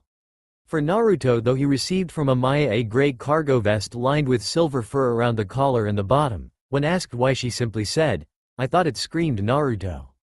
He thanked her kindly for it and slipped it on immediately. From Itama he received 5 scrolls of C-rank elemental techniques, one of each of the 5 main elements. Along with it he got a joking warning, "Now don't go using those techniques to hurt people." However, from Mito he received a new katana. The blade in question is approximately 28 inches in length. The blade is made of chakra-conductive metal and polished to a sheen. The tsuba is circular and takes the shape of the Uzumaki swirl, while the grip is wrapped in black-colored cloth. The sheath is made of a strong wood and colored black as well, with images of red plum blossoms decorating it. He took it with reverence as Mito explains to him that the blade's name is Kurahime, Black Princess, and that it had once belonged to a samurai who had married into the Uzumaki clan and was a master of his kenjutsu style, Hidden Mitsurugi Ryu. That man's name was Kenshin Himura. Naruto thanked her with a hug for the sword and said he would use it well. After that Naruto and Tsunade spent the rest of the week hanging out with everyone and getting to know the new additions to the group. In the course of the week the 2 girls of the group developed a friendship and mutual respect due to their shared wish to be great kunoichi. Now here they sit awaiting Iku's sensei to enter the room and tell them who they'll be teamed with. Even though Naruto is already sure of one team for sure, the future Sannin taught by Hiruzen Sarutobi. After a few more minutes the brown-haired man comes in and clears his throat to get everyone's attention for the last time. "Alright, look alive everyone. Today you find out who you will be placed into 3-man squads with, and who your Jonin sensei, commander will be. Pay attention because if you miss your name I'm not going to repeat myself." Everyone proceeds to pay attention at that as the man begins to call out team number and names. Naruto however does as he with Iruka in the future, tunes him out, as he takes out a scroll and some ink and begins to work on another seal taught to him by Mito. This time it's a basic barrier seal. After working on it for a little bit he tunes back in when he hears Iku's say, Team 7 will consist of Orochimaru Habi, Tsunade Senju, and Jiraiya. Your sensei will be Hiruzen Sarutobi. Hearing this everyone responds differently. Most of the class can't believe that the Hokage, the man called the god of shinobi, is actually taking a team. Orochimaru is pleased by the announcement, knowing that he can learn to be a truly strong ninja under the third Hokage. Jiraiya, while happy to be learning from the Hokage, is a little put off being teamed with Orochimaru and Tsunade, as he fears they'll make fun of him once they're away from his friend Naruto. Tsunade, however, is ecstatic that the man who was taught by both her grandfather and granduncle is going to be her teacher, plus it doesn't hurt that she's known him all her life. Ikus quickly clears his throat, bringing order back to the class. Yes, I know it's shocking that Lord Third is taking a team, however he believes that it's time for him to pass down what he knows to the next generation. Now to continue, Team 8 will consist of, as he names of 3 more no-name genin and 1 more jonin. Then he reaches Team 9. Team 9 will consist of Sakumo Hitaki, Izumi Uchiha, and Naruto Uzumaki. Your jonin sensei will be Danzo Shimura. Now that one surprises Naruto. Don't get him wrong, he's happy that he's being paired with his friend Sakumo as well as his new friend and second best kunoichi in the class, Izumi. No, what surprises him is their sensei, the man referred throughout the elemental nations as the darkness of shinobi, Shinobi no Yami. The very same man who in the future had wanted to turn him into a weapon from the day Kurama was sealed inside of him. He remembers that after Pain's invasion Tsunade fell into a coma and Danzo was named at the 6th Hokage candidate, Rokudame Hokage Koho. Danzo was the man who had run a secret division of Anbu loyal only to himself called Root, and had wanted the Land of Fire to rule all the elemental nations. The man had gone so far as to have his right arm replaced with one made from the cells of the first Hokage and then implanted with multiple pairs of Sharingan. The man had ended up being killed by Naruto's wayward teammate Sasuke Uchiha, after a prolonged battle, which if memory served included Danzo summoning some kind of animal. He shakes off his memories and realizes that this Danzo has not yet become the one he remembers, and if he goes about it right might never become that man completely. Plus Danzo is supposed to be the second strongest guy man in the village right now after Sarutobi, seeing as they grew up rivals, meaning that he's at least an S-rank shinobi. He's brought out of his thoughts by Sakumo clapping him on the shoulder. How about that, Naruto? Looks like we're teammates, and our third member is Izumi-san. The redhead smiles at his friends. Yeah, it's great. Also, from what I've heard, our sensei is pretty strong. The silver-haired boy gives him a confused look, however they both pay attention to Ikus again. The man finishes naming off the teams and says, alright, those are all the teams. Your Jonin sensei will be here to pick you up soon, so until they do, why don't you all sit with your teammates and get to know them? It's been my pleasure to be your instructor for the last 2 years and I look forward to watching each of your careers. With that he turns and walks out of the room, leaving the genin to rearrange themselves into their teams. The third person, who usually sits at the same desk as Sakumo and Naruto, gets up and moves, and Izumi comes over and takes a seat. The Uchiha girl smiles at her male friends. Looks like your insights were correct, Naruto, we've been teamed together. So what were you two boys talking about?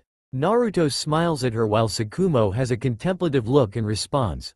Naruto was saying that our Jonin sensei is strong and I was about to ask him how he knows that. The redhead smirks at this. Well, since I live with the wife of the first Hokage, I've met a lot of people over the last 2 years. Chief among those is the third Hokage, his teammates Homura-san and Kaharu-san. All 3 of them have mentioned Danzo Shimura before. According to Hiruzen Ni, the man is the second strongest ninja in the village after himself. As he puts it, Danzo is easily an S-rank shinobi. He's smart, cold, calm, and collected. Izumi nods along to this. I've also heard of Danzo Shimura. My cousin Kagami Uchiha was his teammate as genin and still goes on missions with the man at times, and he always speaks highly of his skills as a ninja. Sakumo takes a thinking pose at this. So what you two are saying is that we're going to be learning under a man nearly as strong as the third? They both nod their heads in response, which causes him to smile slightly. Good then, that means we won't be falling behind our friends who are trained by Lord Hokage. The other two chuckle at this, as they all fall into an easy conversation. Over the next 2 hours each team's sensei comes in and takes them away, until the only ones left are teams 7 and 9. The two teams come to the agreement to sit in the same section, when Tsunade brings up an interesting topic. Do you guys think that Hiruzen sensei and Danzo sensei will have us do joint training sessions and joint missions? However, before any of them can answer, Tsunade and Naruto hear a very familiar voice respond. That's a very good question, Tsunade-chan. The answer to that is there is a good possibility of joint missions, not sure about joint training sessions. What do you think, Danzo? The 6 genin turn to see that standing in the doorway are 2 men. The first is easily recognizable to all of them as his face is carved upon the Hokage mountain, as well as the fact that he gave a speech on their first day of the academy. Hiruzen Sarutobi, the 3rd Hokage of the Leaf, the god of shinobi, has changed very little in the last 2 years. He is now 25 years old. The lines under his eyes are a bit more defined and slightly longer, his hair is still spiky, and his goatee is still short. Today he's wearing a casual black outfit, black pants tucked into mesh armor over the shins, a black long-sleeved kimono shirt with the end of the sleeves tucked into mesh armor over the forearms and white around the collar. Under the shirt is mesh armor as well. The second man, however, is new to every one of them. He's a handsome man with a serious face. There's an X-shaped scar on his chin. He has shaggy black hair which reaches eye level. His eyes are brown and sharp, making him look a little like a hawk. He wears a black bodysuit with wrist and shin guards, and his headband is tied around his head as it should be. He's also only slightly taller than Sarutobi, standing at 5 feet 8. This man is Danzo Shimura, the darkness of shinobi, and Team 9's new sensei. The 25-year-old, S-rank shinobi grunts a little. I think that our teams would benefit from sparring and training together once a month, Hiruzen. As for joint missions, it is inevitable that the two teams will place together for certain missions, as you cannot take your team out of the village, being that you are the Hokage. Of course, whether or not they will be our teams remains to be seen. With that, he turns to the 6 genin. Team 9, meet me at training ground 9 in 5 minuets. Then he body flickers away, leaving Naruto, Tsukumo, and Izumi confused, but the 3 proceed to follow his example, saying goodbye to their friends and body flickering away. Hiruzen smiles as his future team. Alright, meet me at training ground 7 and we'll discuss what happens next. With that, he body flickers away, his team following after him a few seconds later. Training ground 9. 2 minutes later, the 3 genin of Team 9 appear at training ground 9 just 2 minutes after Danzo. The man hums in acceptance of this. Alright, now that you're here, let's start off with introductions. I want your names, your likes, your dislikes, your current skills, and your hopes for the future. I'll start. They all nod at him, paying attention rapidly. My name, as you already know, is Danzo Shimura. I am a Jonin of the Leaf, formerly an Anbu captain. My likes are training, the village, and my fiancé. My dislikes are slackers, traitors to the village, and Hiruzen always being a step ahead of me. As for my current skills, well, that I'll leave a mystery for you to find out later. I'll say this though, I have a main elemental affinity for wind. As for my hopes for the future, I want the village to thrive. They all blink at this as Naruto thinks, so he's not yet a warhawk. Well, that's good. Hopefully me and the team can change him for the better. He comes back to reality when Danzo points to Tsukumo, you next, Silver. The silver-haired boy scowls slightly at this. My name is Tsukumo Hitaki. I'm the heir to the minor Hitaki clan. My likes are training, learning new kenjutsu stances, spicy foods, and my friends. My dislikes are sweet foods, people who mess with my friends, and anyone who bad talks kenjutsu. My skills are pretty good. I can throw kunai and shuriken with absolute precision, other than that I'm not telling. Danzo nods at this and then turns to Izumi, your next Uchiha girl. Izumi scowls at him and replies, my name is Izumi Uchiha. I am a member of the Uchiha clan.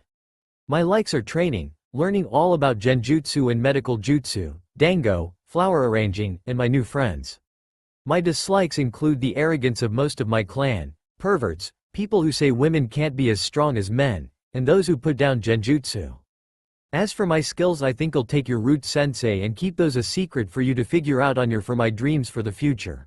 I want to be a great kunoichi and have my name etched into history as the greatest mistress of genjutsu ever. Then I want to settle down and have a family with a man I love. The black-haired man chuckles at her attitude, then turns to his last student. "You're the last one, Red." Instead of getting angry or annoyed like he expects, Naruto just smiles as he responds, "My name is Naruto Uzumaki. I'm a member of the Uzumaki clan, as well as part of the Senju family. My likes are ramen, training, gardening, my friends, and the village. My dislikes are the 3 minutes it takes for the water to boil for ramen, perverts, people who look down on others just to make themselves feel better, and those who trample on nature. My dream for the future is to bring peace to the elemental nations through understanding and common goals, then to have a family." Danzo blinks at this, and can't believe the conviction behind the boy's words. However, he snorts at them. "Peace through understanding and common goals. That impossible in the world we currently live in, Uzumaki-san. Also, I notice you skipped over your skills." The redhead shakes his head as he replies, "I don't think it's impossible. You can disbelieve all you want, but I'll prove you wrong. As for my skills, not telling." Tsukumo and Izumi chuckle at his last words, while Danzo looks contemplative. However, he shakes it off and informs them, "Alright, well, you've all passed the first part of your real genin test. You all kept your skills secret, which is a must for a shinobi. However, that was just the preliminary part. The main part starts now." At this, Tsukumo and Izumi are confused as the black-haired girl questions, "What do you mean, real genin test? I thought we passed the genin test in the academy." The 25-year-old smirks at this and answers, "That test was to see who had what it takes to become ninja. The real genin test is administered by the Jonin and is meant to weed out the weak from the strong. Amongst all the graduates, 66% will fail their real genin test. The other 33% will end up passing and becoming actual genin. Time to find out if you three are part of the second group." Both Tsukumo and Izumi balk at this. However, all three notice that Naruto isn't at all surprised by this revelation. Tsukumo decides to ask his friend, "Why don't you seem surprised by this, Naruto?" The redhead smirks, "I knew about the real genin test a long time ago. Itama-san told me about the test that his uncle the second Hokage gave to Lord Third and his teammates when they became genin. I just kept it to myself because it's supposed to be a surprise for the newly graduated genin." Danzo, however, sighs at this, placing his left hand at his waist and his right hand against his headband. "I'm going to have a talk with Itama-senpai about revealing secrets." Naruto shakes his head and replies, "Don't be too hard on him, Danzo-sensei. In his defense, he'd had a lot of sake before he told me." The black-haired man shakes his head in exasperation, but quickly gets back on track. "Alright, well, your test will be this." He takes 2 scrolls from his pouch and holds them out for them to see. "It will be your job to get these 2 scrolls from me. Within each scroll is the registration forms for active shinobi." Izumi decides to point out the obvious, "But sensei, there are only 2 scrolls." He nods his head, "You're correct, Uchiha-san. This means that only 2 of you will pass. The one who does not get a scroll will be dropped from the shinobi program completely and have all their chakras sealed off forever." Each of them reacts shocked to this, even though unknown to all, Naruto's shock is faked. The man is satisfied by their faces and continues, "Your mission is to get these scrolls from me before lunch. If you don't, one of you will be tied to the posts and will have to remain here for all of lunch. However, as an added challenge, you'll have locate me in order to even attempt to get the scrolls from me. When you find me, come at me with the intent to kill. Your time begins now." With that, he throws down a smoke bomb, causing the 3 children to close their eyes and cover their noses and mouths. When they open their eyes again, Danzo is gone. Tsukumo and Izumi immediately prepare to head off in different directions to find Danzo and get a scroll. However, Naruto stops them. "Wait, guys." This causes them to pause and look at him questioningly. "You need to stop and think. Why would only 2 of us pass while the third fails? As far as I know, the Leaf is known for its 4-man teams, not 3-man teams." The 2 6-year-olds consider his words, and it's Tsukumo who comes to the logical conclusion first, "It's a test of teamwork. Danzo-sensei is trying to pit us against each other so that we automatically fail." The redhead nods at this as Izumi chimes in, "Then we need to work together to track him and take the scrolls from him." The 2 boys nod along to this, and so the 3 fresh genin gather together in a circle and put their heads together to come up with a plan to take on their new sensei.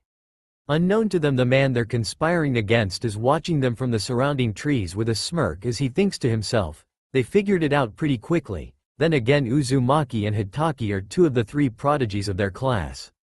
Hiruzen was a fool to take on the balanced team. He should have paired two of the prodigies together with the Senju heiress, that would have been an unstoppable team. Oh well, his mistake is my gain. Let's see how well they do together against me. Just then three children break apart and Naruto proceeds to do something that shocks Danzo very much, for it is something the second Hokage used to do all the time. The redhead places a finger to the ground and closes his eyes and extends his senses, searching for Danzo's chakra signature, letting the man know the boy is a sensor. A few moments later Naruto smiles and opens his eyes and stands up, then using hand gestures signals to his teammates where their teacher is and the three proceed to vanish via body flicker. A moment later his danger sense screams at him, so he jumps off the tree branch he was sitting on, and a moment later he sees out of the corner of his eye a huge fireball set the whole tree on fire. He lands in the clearing he began in and instantly takes out a kunai to block a bunch of shuriken, then tosses the kunai in the direction the stars came from only to hear the thunk of metal hitting wood. Smart, used a replacement as soon as I threw the kunai. Then from the river he hears his red-haired student's voice call out, "Water release. Raging waves, Sweden. Miserapa." He turns to see Naruto spewing a large volume of water from his mouth like a waterfall. He speeds through hand seals quicker than the eye can see and takes a breath as he calls out, "Wind release. Vacuum wave, futon, shinkua." As he begins to spin and releases the breath he took, which compresses it into a single blade of wind which covers a large area, cutting through the wave of water. When he stops spinning he doesn't get any time to rest, as he's placed on the defensive as all three of his students attack him with taijutsu. He smiles internally as he notices them working in perfect harmony, taking in the fact that while two of them pour on the pressure the third tries to sneak a reach for his pouch to get the scrolls, only for him to send one of the others into that one. After 20 minutes of straight taijutsu he sees Izumi go through hand seals before calling out, "Demonic illusion. Hellfire. Megan. Jigoku Goka no Jutsu." A moment later he finds himself engulfed in red-hot flames. However he realizes it's just a genjutsu and so he cuts the flow of chakra through his body, and then releases a huge burst of his chakra which shatters the illusion just in time to hear Naruto say, "Hokudo Hyakuretsu Dan, 100 crack snap." As he rushes the man and unleashes a barrage of punches at him that makes it look like he has 100 fists. He notices as he's blocking all the 6-year-old strikes with ease, although most low to mid-level chunin would have trouble with them, that he is now missing his wrist and ankle weights. After the last strike Naruto hops back from the man and soon his teammates join him with smiles on their faces. He scowls at the smiles on their faces. "I don't know what you're smiling about. You haven't even gotten a hold of the scrolls from me." Just then Izumi and Sakumo go into their hip pouches and pull out the scrolls, shocking him as he goes back to his pouch and finds that the scrolls aren't there anymore. Sakumo decides to gloat a little. "You were saying Danzo-sensei? Looks like you were so busy with Naruto that you forgot it was 3-on-1. He smirks at this. "You got me there. Got to say your taijutsu is impressive, Uzumaki. Now since Hitaki and Izumi got the scrolls that means that they pass and you fail." He expects that hearing this will cause Naruto to turn on the other two, however he's further shocked when they throw the scrolls back to him with Izumi commenting, "Sorry Danzo-sensei, but if Naruto fails then so do we. After all it was him who kept us from turning on each other, and the majority of our battle plan came from him. So either pass all of us or don't pass any of us." At the end she punctuates her statement with a confident look. He turns towards Sakumo and asks, "Do you feel the same way, Hitaki?" The silver-haired boy nods his head seriously. He looks at the three of them standing together confidently and sighs, "All right then, you all pass." This causes them to all smile happily and celebrate with a group high five. "All right, settle down. Yes, you all pass and the four of us are now officially Team Danzo. As you surmised in the beginning, it was a test of teamwork, and the reason that 66% fail is because they choose to look out only for themselves and not refuse to work together. They forget their history and that the reason the Leaf is the strongest of the 5 great villages is because of teamwork as established by Lord First Hokage." They nod along to his words as he continues on, "Now you have the rest of the day off. I had to go and inform Hiruzen that you 3 passed. I want you all here tomorrow at 6 a.m. for team training, then after lunch we'll take a couple of D ranks, then after that a couple more hours of training and then home for dinner. Now get out of here you brats." The three laugh at that and turn to leave, however the black-haired man calls out, "Naruto, stay back for a moment." The redhead looks confused but nods, turning to his friends, "Why don't you guys go ahead? I'll meet you guys at the Red Leaf to celebrate our becoming a team." They nod and walk off. As he turns back to the Jonin, "What did you need, Danzo-sensei?" The man stares at him seriously before answering, "I wanted to know about your taijutsu style. I've never heard of a Hokuto style before. Where exactly did you learn it and what's its focus? I noticed that you aimed your strikes for certain areas." Naruto blinks at this, impressed with the man's observation skills. "It's actually called Hokuto Shinken. I learned it from a scroll that was in the Senju archives thanks to Mito Obasan. It's an ancient style from before the time of the Sage of the Six Paths. It focuses on attacking 708 pressure points in the human body to destroy from within. But it can also be used to heal." Danzo is shocked to hear this, and impressed by the style as it seems similar to the Hyuga clan's Gentle Fist except it doesn't target the Tenketsu. He shakes it off and nods his head to the boy. "It sounds like a truly deadly style. Also, I've heard you have all 5 elemental affinities. I can't really help you much with most of them. I can teach you wind manipulation as well as some wind jutsu. And I can help with fire manipulation as it's my secondary element. Other than that, every other element you'll have to learn on your own." The redhead nods accepting to this and asks, "Is there anything else, Danzo-sensei?" The man shakes his head at this, so the boy turns around and runs off. A few moments later, Danzo himself leaves the training ground via body flicker, making his way to the Hokage's office. Hokage office. 15 minutes later, all of the Jonin sensei of the newly graduated genin are standing around the office of the third Hokage. However, said man is absent, which is causing a few to get impatient. A few seconds later, the 25-year-old Kage arrives behind his desk via body flicker and looks at them all apologetically. "Sorry to keep you all waiting, my test with Team 7 ran a little long. Well, let's begin. As I call each of your names, step forward and say if your team passed or failed." With that, he calls the Jonin of teams 1 through 6 and hears that only Team 4 passed. Then it gets to Team 7. Well, I'm happy to announce that Team 7 passed by the skin of their teeth. During the initial test, which was the bell test, they thought of only themselves. Tsunade Senju and Orochimaru Habi managed to each get a bell, while Jiraiya was tied to the stump.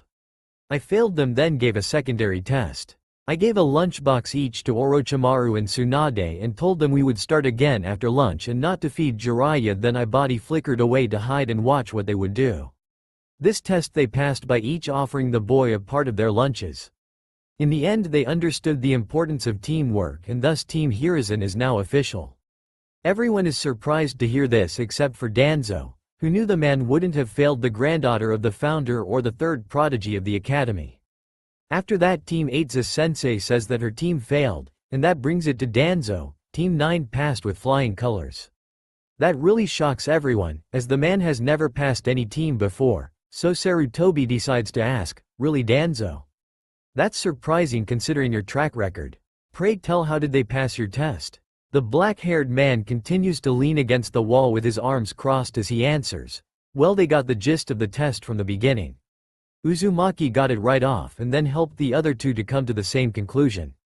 After that, I was surprised to find out that Uzumaki is a sensor type like Lord Second, and they found me pretty quickly. After that, they kept me on my toes with good teamwork. First, the Uchiha girl flushed me out of my hiding spot with a fireball. Then the Hitaki boy tried to get me with shuriken, which I blocked with a kunai and then threw the kunai at him, but he substituted with the almighty log. At this, everyone chuckles and bows their heads in reverence of the log. He clears his throat and continues, then Uzumaki used one of his 5 elemental natures and fired off a C-rank water jutsu at me, which I countered with a B-rank wind jutsu.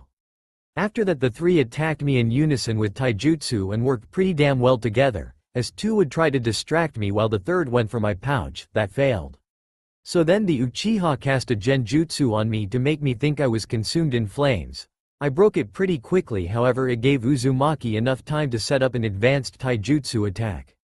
Blocking the boys' strikes distracted me enough that I lost track of the other 2 and they managed to get the scrolls from me.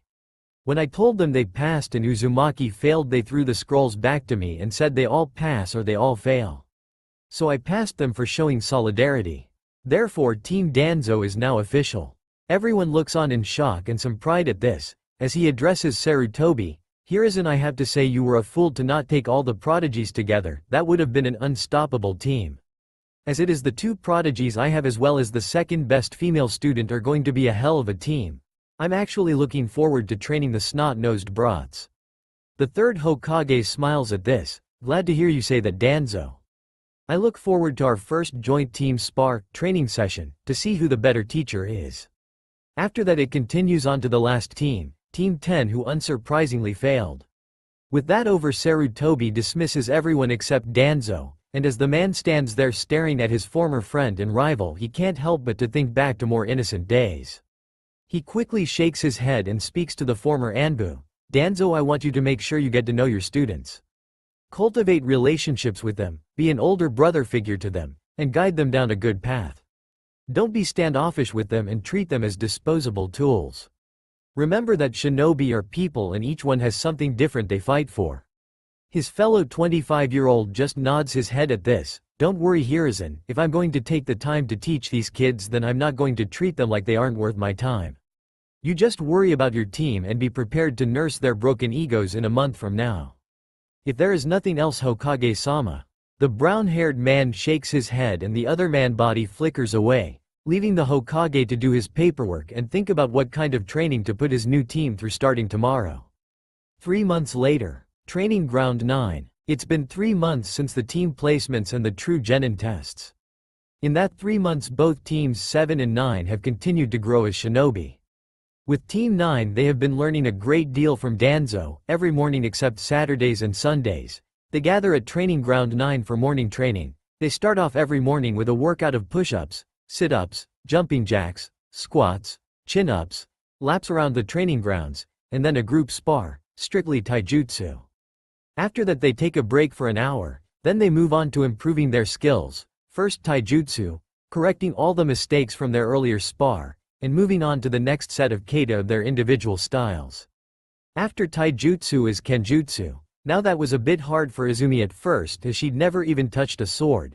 So Danzo told her to ask her uncle Kagami to help her find a kenjutsu style that would suit her. The next day she showed up with dual kodachi and an old kenjutsu style called Kodachi Nito Ryu, double kodachi style. So since then she's been learning how to use it to a good level while her teammates have been increasing their proficiency with their own unique styles. After kenjutsu is ninjutsu training. Danzo has the belief that in order to properly use elemental ninjutsu one has to have a good grasp of said element. In that vein he's been teaching them the first steps of elemental manipulation. For each one it's different. For Naruto he has to cut a leaf in half using wind chakra. For Izumi she has to burn a leaf starting from the center by converting her chakra into pure heat. And for Sakumo he has to make the leaf crumple up between his hands by turning his chakra into electricity. Each one has made pretty good strides. Naruto has managed to cut 3/4 of the leaf with his wind chakra. Izumi has managed to burn half of her leaf from the center with her fire chakra, and Sakumo has managed to crumple 3/4 of his leaf with his lightning chakra. Besides that he's taught them a few more jutsu for each of their elements, so they now each have 3 C-rank elemental jutsu apiece. After ninjutsu of course is genjutsu, a subject which Izumi excels in, especially now that she has her Sharingan.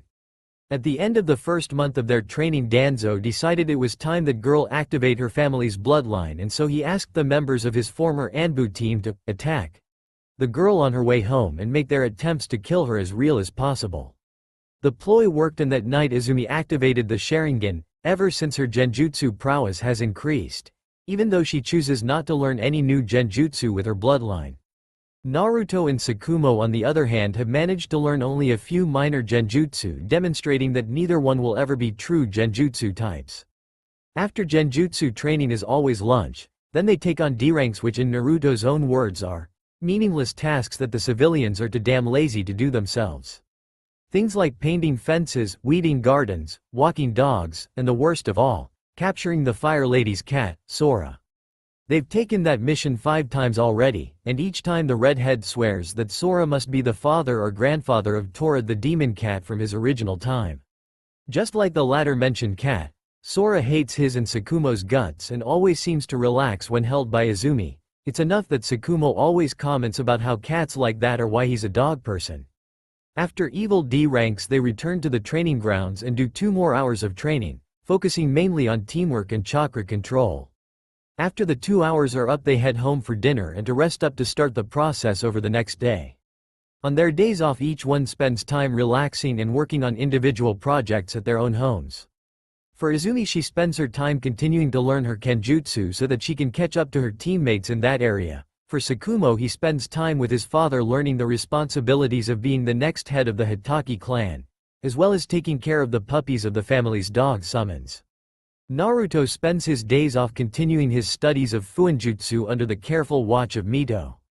Recently he got some good news from the elder redhead. He has reached a level in Fuinjutsu that he is now considered a level 2 seal master, which means he's only 8 levels away from being a level 10 seal master.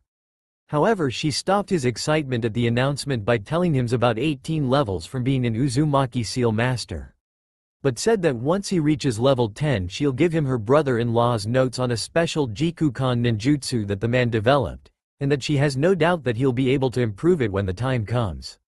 Another thing to happen over the last 3 months is that teams 7 and 9 have had 2 training, sparring sessions to test their skills and the efficiency of their teachers. Unfortunately for Team 7, they've lost both the spars, mainly because Team 9's teamwork is way better, as they work as a cohesive unity, while the 3 members of Team 7 spend half their time fighting each other, especially Jiraiya and Orochimaru. Tsunade tries to play mediator between her teammates, however that quickly fails and her temper comes to the forefront when Jiraiya calls her flat chest and she proceeds to beat him down. However, thanks to the training part of the sessions, the 2 S-rank shinobi have found out that the members of their teams work well together, especially with Naruto leading all of them. That's something both men noticed immediately in the first session. Initially Team 7 continued to bicker, blaming one another for their loss. However, the redhead stepped in and stopped their arguing and said they were all to blame and needed to work on how to be a team better. Then he led them through training, instructing each of them on where they needed to be and what they needed to work on to be better. They even decided to switch up their team's configuration during the second training session.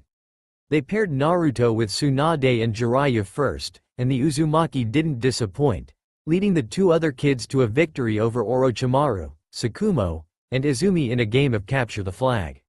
Then they paired him with Tsukumo and Orochimaru to see if having the 3 prodigies together would work out, and it did marvelously.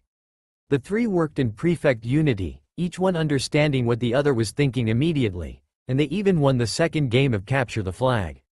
Then they paired Naruto with the 2 girls and the same results. He led them to victory, both of them hanging on his every word and command, especially Tsunade, who they noticed has a huge crush on the boy. Finally they teamed him up with Jiraiya and Orochimaru, and he actually managed to get the 2 boys to put aside their differences and work together as a unity and just barely eke out another victory. After witnessing this, they realized that among the group of 6 that Naruto is without a doubt the linchpin as well as the de facto leader. Today finds the 2 teams preparing for their 3rd spar in the last 3 months. Hiruzen and Danzo are standing to the side ready to call the match to begin. Both teams are huddled together in separate circles discussing how to best handle their opponents. Naruto gives the plan to his teammates. "Alright, here's how this is going down. Tsukumo, I want you to focus on Orochimaru. You're about equal in taijutsu, but if it comes down to ninjutsu, your lightning element cancels out his wind and vice versa." The silver-haired boy nods to this. "Good thinking as usual, Naruto. I have to say that I was going to suggest just that. You know me well, buddy." The redhead smiles at him. He then turns to Izumi. "Izumi, you're going to take Jiraiya. His weakness is genjutsu. He sucks at it, so hit him with one that will take him out of the fight. I'll take Tsunade-chan. I know how to neutralize her taijutsu style. Also, just like with Orochimaru and Tsukumo, I have the canceling element to her lightning. When I get the chance, I'll slap a paralyzing seal on her. Despite being part Uzumaki, she sucks at Fuinjutsu." The black-haired girl nods along to this. "Understood, Naruto. I'll hit the little pervert with the perfect genjutsu for someone like him. Tsunade-chan may get mad at you for using a seal on her." Naruto chuckles at this. "It'll be okay. Even if she gets mad, she'll forgive me by the end of the night. After all, we're best friends." This causes his teammates to sweat drop and think, "More like because she has a freaking crush on you, moron." With that they break apart and stand ready for the spar. Team 7 on the other hand are not as good on the planning as Jiraiya can be heard loudly declaring, "I'm kicking Tsukumo's butt. Orochi Teme you can have Naruto, and flat chest you can take billboard chest.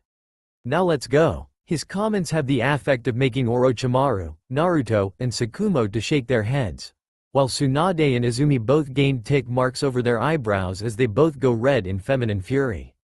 However, before the blonde-haired girl can do anything about it, the impatient boys goes rushing forward to take on his self-appointed opponent. Seeing this, Team 9 immediately go into action. Tsukumo and Naruto vanish via pure speed and appear in front of Orochimaru and Tsunade respectively and begin to engage them in taijutsu. Jiraiya seeing this groans, "Oh come on. I said I wanted Tsukumo, damn it." Then he feels someone tap him on his shoulder and feels a shiver go down his spine as he turns to find Izumi smiling sweetly at him with her Sharingan active. As soon as he makes eye contact with her he hears, "Demonic illusion. Anti-pervert jutsu." As soon as those words are uttered his world changes, as he proceeds to be subjected to unspeakable images and starts screaming like a little girl before passing out muttering, "Too many dudes. Too much penis." Izumi smirks in triumph as she gives him a good swift kick to the balls for extra measure and walks away, while hearing Tsunade say, "Way to go Izumi-chan." The two 25-year-old teachers each do different things. Danzo chuckles at the stupidity of the white-haired boy, while Hiruzen puts his face in the palm of his hand and shakes his head. Why must Jiraiya-kun be such a fool? Naruto and Tsunade continue their exchange of taijutsu, as they seem to be equal, causing the blonde-haired girl to smile. "Good to see you're keeping up with your training, Naruto-kun. But I thought that by now you'd be much better than this." The redhead shakes his head with a smirk. "Oh, you want to see better, Su-chan tilde?" This causes her to blush and mess up one of her strikes, giving him the chance to get into her guard, as he goes into his hip pouch scaring her. However, her fear quickly recedes when she sees he's just getting out a paper. However, she gets a surprise. He slaps it to her chest, makes a ram seal and says, "Paralysis seal activate." Right after he says it, the paper on her chest lights up with chakra and sends a miniature shock through her nervous system, causing her body lock up and making her unable to move. She proceeds to glare at him. "No fair, Naruto-kun. You distracted me so you could use fuinjutsu on me. Let me go right now."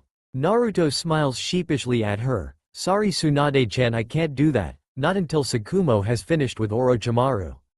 Also, you should know that when it comes to being a ninja there is no such thing as fair. So please just stay there for a little while longer and then I'll release you." She just proceeds to glower at him in response.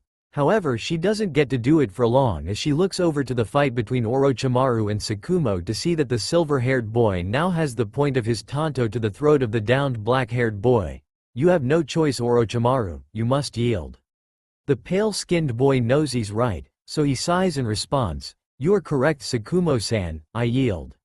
Tsukumo smiles at this as he puts his blade away and helps his friend up. Naruto proceeds to make the ram seal again and say, "Paralysis seal release."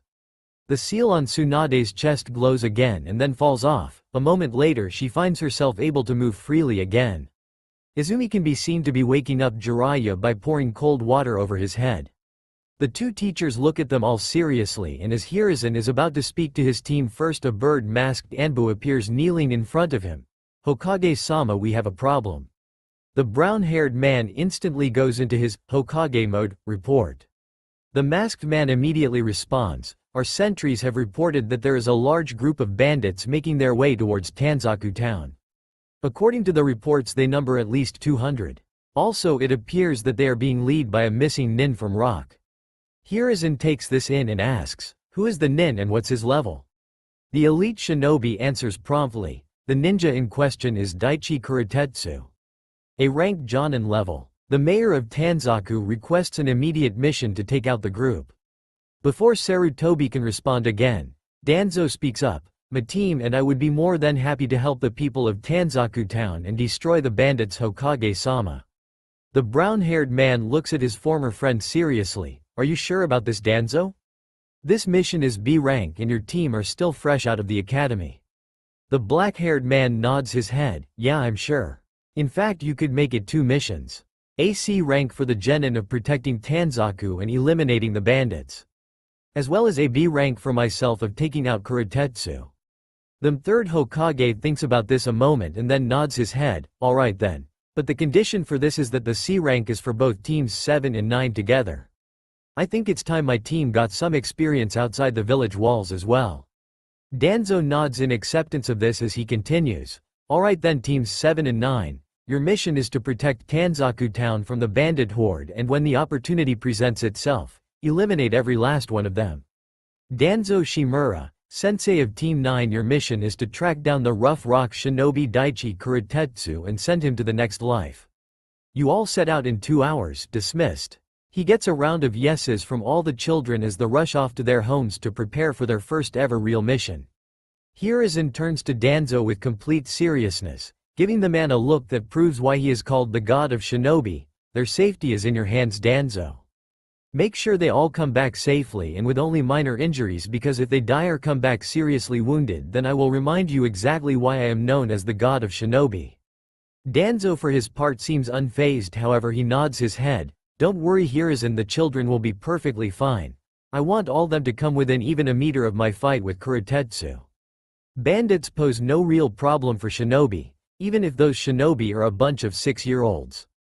Sarutobi nods empirically at this as his former friend body flickers away to prepare for the missions.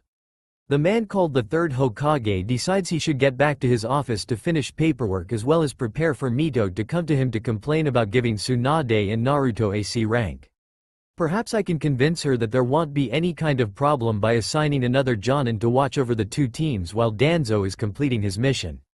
Last thing I need right now is to have the matriarch of the Senju clan screaming in my ear with that infamous Uzumaki temper. With that thought in mind, he himself body flickers back to his office, hoping nothing terrible happens. That's all for now. If you enjoy, then please like, share and do comments.